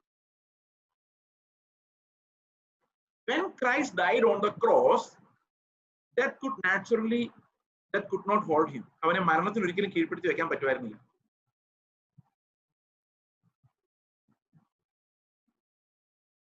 പക്ഷേ കർത്താവ് സ്വയം എഴുന്നേറ്റ് പോകുന്നില്ല എന്ന് വിചാരിച്ചു. ഇങ്ങനെ സങ്കല്പിച്ചു നോക്കി. He decided to wait upon the Father to raise him up. എന്തുകൊണ്ടാണെന്നറിയാം? Christ represented me on the cross. He was my high priest. He sacrificed his own body for my sake. ഏലിയാവ് യാഗം അർപ്പിച്ചപ്പോൾ എന്താ സംഭവിച്ചത്? ദൈവം ആകാശത്ത് തീ ഇറക്കി ആ യാഗത്തെ അംഗീകരിച്ചല്ലേ? അപ്പോൾ യേശുക്രിസ്തു, when Jesus did a sacrifice for me on the cross, how would we know that Father approved that sacrifice? ദൈവം ആ സാക്രിഫൈസ് അപ്രൂവ് ചെയ്താൽ I am in. ദൈവം ആ സാക്രിഫൈസ് അപ്രൂവ് ചെയ്തില്ലെങ്കിൽ I am out. കാരണം എനിക്ക് വേണ്ടി. When Jesus died, Father said, come up, raise up my son. When he said that, not only Christ, I also rose up with him. ദൈവം അവനെ ഉയർപ്പിക്കുന്നതിലൂടെ എന്താ പിതാവ് പറഞ്ഞെന്നറിയോ? ചേസിനെ ഞാൻ നീതീകരിച്ചു. നീ അവന് വേണ്ടി മരിച്ചല്ലേ, അവന്റെ കാര്യം ഓക്കെ, യു കം അപ്പ് എന്ന് കർത്താവ് പറഞ്ഞപ്പോൾ his sacrifice for me was accepted. Do you believe it? When Jesus rose from the dead, I was accepted in heaven because that sacrifice was accepted by the Father, and because he rose from the dead, I am in. And God said, Father said, I accept Chase as my son because your sacrifice for him I have accepted. അപ്പൊ കർത്താവ് ആ യാഗത്തെ അംഗീകരിച്ചു, അവൻ ഉയർപ്പിച്ചു എന്ന് പറയുന്നത് എനിക്ക് ഭയങ്കര സന്തോഷം. കാരണം പിതാവിന്റെ മുമ്പിൽ ഞാൻ നീതിമാനായിട്ട് പോയി നിൽക്കുക. It's not my righteousness but Christ's righteousness, and he died for me. He rose from the dead. God the Father raised him up. When he raised him up, I was also risen in the spirit. By the eternal decree of God, he decided Chase also will rise up and sit with my son in the heavens. അതാണ് പുതിയ നിയമത്തിന്റെ confession. 2 things in it. I died. ഇത് നമ്മൾ വിശദമായിട്ട് 6-ാം അധ്യായത്തിൽ കാണാം. Death എന്ന് പറയുന്നത് വളരെ ഡീപ്പായിട്ടുള്ള ഒരു കാര്യമാണ്. I died. When Christ died, I died. ഞാൻ ശരിക്കും മരിക്കേണ്ടി വന്നില്ല, എനിക്ക് പകരം കർത്താവ് മരിച്ചു. കർത്താവ് മരിച്ചപ്പോൾ എനിക്ക് പകരമായിരുന്നുകൊണ്ട് സ്വർഗത്തിൽ അക്കൗണ്ട് ചെയ്തു, Chase is dead. It is like my father going and paying fees for me. അപ്പനന്മാര് പോയി ഫീസ് അടയ്ക്കുക പിള്ളേർക്ക് വേണ്ടി. ഞാൻ 4 പിള്ളേർക്ക് പോയി ഞാൻ ഫീസ് അടച്ചെന്ന് വിചാരിച്ചു. I paid fees for my 4 children. And the school authorities will issue a receipt. In whose name? My name? No, my children's name. The receipt will be in my children's name. Who paid the money? I paid the money. Who got the receipts? Children got the receipts. Jesus paid the amount on the cross. He died. But receipt I got. In heaven it is recorded, Chase Joseph died. Actually, who died? Christ died. And as a high priest, he represented me on the cross. And the Father accepted that. And when he was risen, I was also accepted as resurrected. I was also accepted as accepted.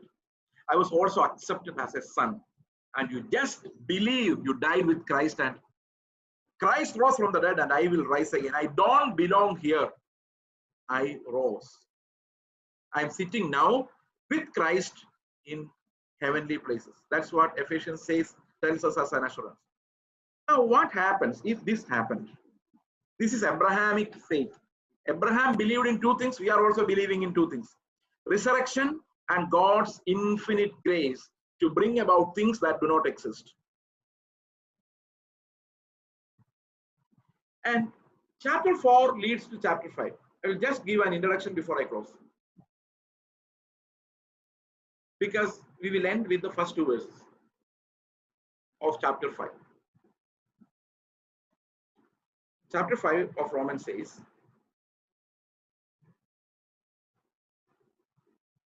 വിശ്വാസത്താൽ നീതീകരിക്കപ്പെട്ടിട്ട്. That's a huge statement. Huge statement. Therefore, in English, that conjunction is there. Therefore, being justified by faith,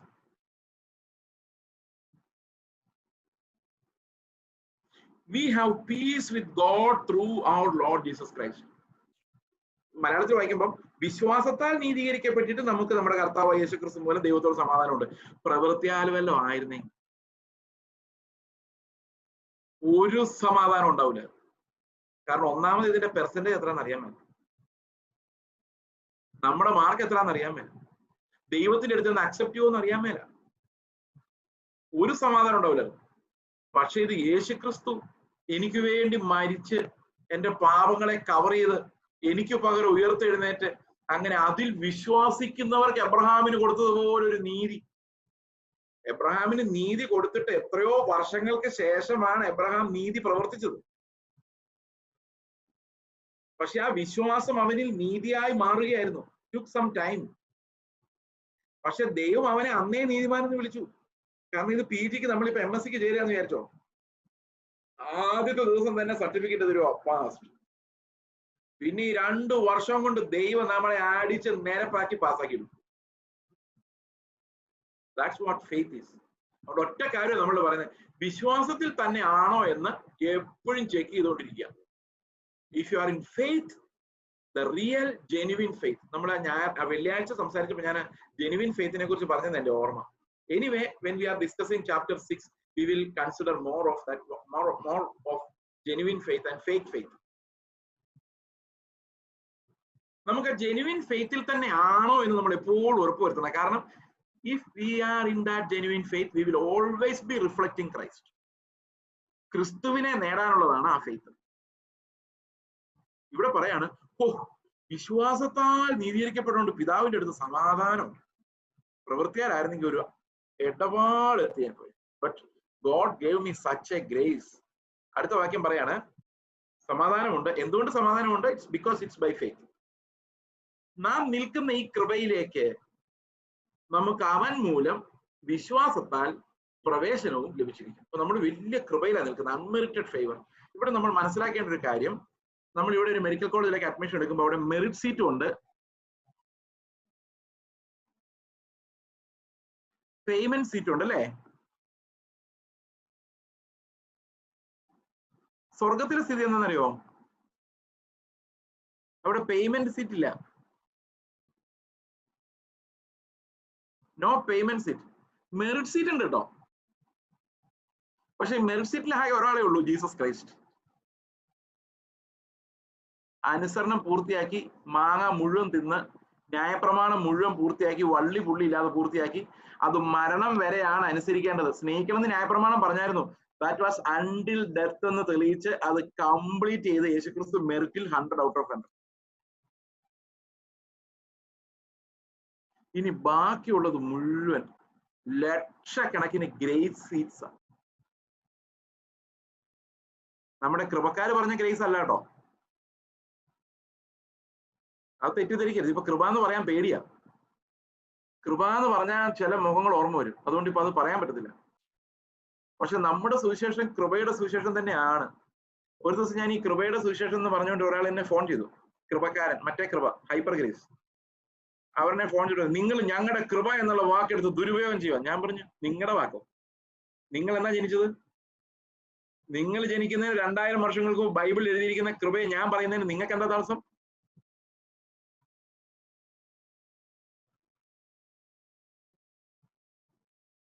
grace സീറ്റിൽ ഇരിക്കുന്ന ആളാ ഞാൻ, കൃപയാല. എന്തുകൊണ്ടാ കൃപയാലായെന്നറിയോ? വിശ്വാസമായതുകൊണ്ടാ. വിശ്വാസം.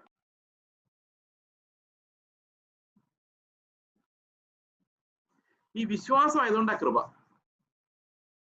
സാധാരണഗതിയിൽ നമ്മൾ ഒരുത്തനെ നീതിമാനെന്ന് വിളിക്കണമെങ്കിൽ അവൻ എന്തെങ്കിലും ചെയ്യണം. ഇതിപ്പോ ഒന്നും ചെയ്യാത്ത ചുങ്കക്കാരനെ പിടിച്ച് അവൻ നീതീകരിക്കപ്പെട്ടവനായി വീട്ടിലേക്ക് മടങ്ങിയെന്ന് കർത്താവ് പറയുമ്പോൾ അത് വിശ്വാസത്താല. ആ ഫെയ്ത്തിനാൽ നമ്മളെ നീതിമാനം എണ്ണാൻ ദൈവം തീരുമാനിച്ചു എന്ന് പറയുന്നതാണ് ശരിക്കുമുള്ള കൃപ. എത്ര പേര് കൃപയ്ക്കകത്താണ്? ഈ കൃപയാണ് നമുക്ക് സ്വർഗരാജ്യം ഉറപ്പു തരുന്നത്. ഈ ഹൈപ്പർ ഗ്രേസിന്റെ കൃപയും ഈ കൃപയും തമ്മിലുള്ള വ്യത്യാസം എന്താണെന്ന് നമ്മൾ നാളെ വിശദമായിട്ട് സംസാരിക്കുന്നതായിരിക്കും. കാരണം 5-ാം അധ്യായത്തിലോട്ട് കയറുമ്പോൾ ഈ കൃപയുടെ വിശദീകരണമാണ്. എങ്ങനെയാണ് ന്യായപ്രമാണവാദികൾ കൃപയെ അബലമാക്കുന്നതും എങ്ങനെയാണ് ഹൈപ്പർ ഗ്രേസുകാർ കൃപയെ വികൃതമാക്കുന്നതെന്നും നമുക്ക് അടുത്ത ദിവസം ചിന്തിക്കാം. That will take us to chapter 5 of the book of Romans. Okay, അപ്പോൾ ഇന്ന് പറഞ്ഞ കാര്യങ്ങൾ നമുക്കൊന്ന് സമ്മറൈസ് ചെയ്യാം. എബ്രഹാമിന്റെ വിശ്വാസം, ശരീരത്തിൽ വസിക്കുന്ന പാപം, അതിനെ ജയിക്കുവാൻ നമുക്ക് വില്ലിനാൽ കഴിയില്ല, വിൽ പവറിനാൽ കഴിയത്തില്ല. We need a saviour. അത് 7-ാം അധ്യായം നമ്മൾ ഇനിയും വായിക്കുമ്പോൾ സേവിയറിനെ കുറിച്ച് പറയാൻ വേണ്ടിയായിരിക്കും വായിക്കുന്നത്. അതുകൊണ്ട് നമ്മെ രക്ഷിക്കുവാൻ ദൈവം തീരുമാനിക്കുന്നത് purely by grace as a free gift. പക്ഷെ ഫ്രീ ഗിഫ്റ്റ് നമ്മളെ വിശുദ്ധീകരിക്കുന്ന ഫ്രീ ഗിഫ്റ്റ് ആണ്, തോന്നിയ പോലെ ജീവിപ്പിക്കുന്ന ഫ്രീ ഗിഫ്റ്റ് അല്ല. നമ്മളെ ശിക്ഷിച്ച് വളർത്തുന്ന കൃപയാണ്. അത് നമ്മെ ക്രിസ്തുവിന്റെ വിശുദ്ധിയിലേക്കും അവന്റെ പെർഫെക്റ്റ് 100 out of 100 മാർക്കുള്ള പെർഫെക്റ്റ് നീതിയിലേക്ക് നയിക്കുന്ന ദൈവകൃപയാണ്. അത് വിശ്വാസത്തിലൂടെയാണ് തെളിയിക്കപ്പെടുന്നത്. ഫെയ്ത്ത് ആണ് നമ്മൾ രക്ഷ അനുഭവിക്കാനുള്ള കാരണം. ആ ഫെയ്ത്ത് നമ്മൾ സാധാരണ ലോകത്തിൽ കാണുന്ന വിശ്വാസമല്ല. എനിക്ക് പകരം ക്രിസ്തു ജീവിക്കുകയും അവന്റെ ദിവ്യ സ്വഭാവത്തിൽ ഞാൻ പങ്കാളിയായി തീരുകയും ചെയ്യുന്ന വിശ്വാസമാണ്. ആ വിശ്വാസം യേശു ക്രിസ്തുവിന്റെ മരണ പുനരുത്ഥാനങ്ങളുടെ വിശ്വാസമാണ്. That brought me justification and peace before the Father. നമുക്ക് പ്രാർത്ഥിക്കാം. ഞങ്ങളുടെ സ്വർഗസ്ഥ പിതാവേ, അങ്ങയുടെ കരുണയ്ക്കായി സ്തോത്രം. അങ്ങയുടെ തെരഞ്ഞെടുപ്പിനായി, വീണ്ടെടുപ്പിനായി സ്വന്തം പുത്രനെ ഞങ്ങൾക്ക് വേണ്ടി ഏൽപ്പിച്ചു തന്ന് ഞങ്ങളുടെ വേദനകളെല്ലാം, ഞങ്ങൾ കൊള്ളേണ്ട അടികളെല്ലാം കൊണ്ട് കർത്താവെ ഉപേക്ഷിക്കപ്പെട്ടവനായി ക്രൂശിൽ നഗ്നനായി കിടന്നു. കർത്താവെ, ഞങ്ങൾക്ക് അവിടെ തന്ന വലിയ കൃപാമഹത്വത്തിനായി സ്തോത്രം. ഞങ്ങൾക്ക് അർഹതയില്ലാത്ത സ്ഥാനത്ത് പുത്രനോടുകൂടെ ഞങ്ങൾ ഇരുത്തുവാൻ തക്കവണ്ണം മ്ലേച്ഛന്മാരായി ഞങ്ങൾക്ക് വേണ്ടി മരിക്കുവാൻ സ്വന്തം പുത്രനെ ഏൽപ്പിച്ചു കൊടുത്ത സ്നേഹത്തെ ഓർത്ത് ഞങ്ങൾ നന്ദി പറയുന്നു. കർത്താവെ, അങ്ങയുടെ പുനരുത്ഥാനത്തിൽ അങ്ങ് ഞങ്ങളെ വഹിച്ചതിനായിട്ട് സ്തോത്രം. ഞങ്ങൾക്ക് ഒരു ഇറ്റേണൽ പ്രോമിസ് വരുവാൻ കർത്താവെ, അവിടുന്ന് ഇരിക്കുന്ന സ്ഥലത്തേക്ക് ഞങ്ങളെ കൊണ്ടുപോകുമെന്നുള്ള വാഗ്ദത്തത്താൽ ഞങ്ങളെ വീണ്ടെടുക്കുവാൻ അങ്ങ് കരുണ തോന്നിയതിനായി, പിതാവുമായി ഞങ്ങൾക്ക് എപ്പോഴും സമാധാനം തന്നതിനായി, കർത്താവെ കൃപാസനത്തിലേക്ക് കടന്നു ചെല്ലുവാനുള്ള ധൈര്യം തന്നതിനായി, ക്രിസ്തുവിനുള്ള വിശുദ്ധീകരണത്തിലൂടെ ഞങ്ങളെ നയിക്കുന്നതിനായി, നരകത്തീയിൽ നിന്ന് കർത്താവെ ഞങ്ങളെ രക്ഷിച്ചതിനായി ഞങ്ങൾ നന്ദിയോടെ അങ്ങ് സ്തുതിക്കുന്നു, മഹത്വപ്പെടുത്തുന്നു. രക്ഷയുടെ സന്തോഷത്തിലേക്കും അതിന്റെ പെർഫെക്ഷനിലേക്കും അതിന്റെ ഫലതയിലേക്കും ദൈവം ഞങ്ങളെ നയിക്കണമേ. നന്ദിയോടെ സ്തോത്രം. കർത്താവ് യേശു ക്രിസ്തുവിന്റെ നാമത്തിൽ തന്നെ. ആമേൻ.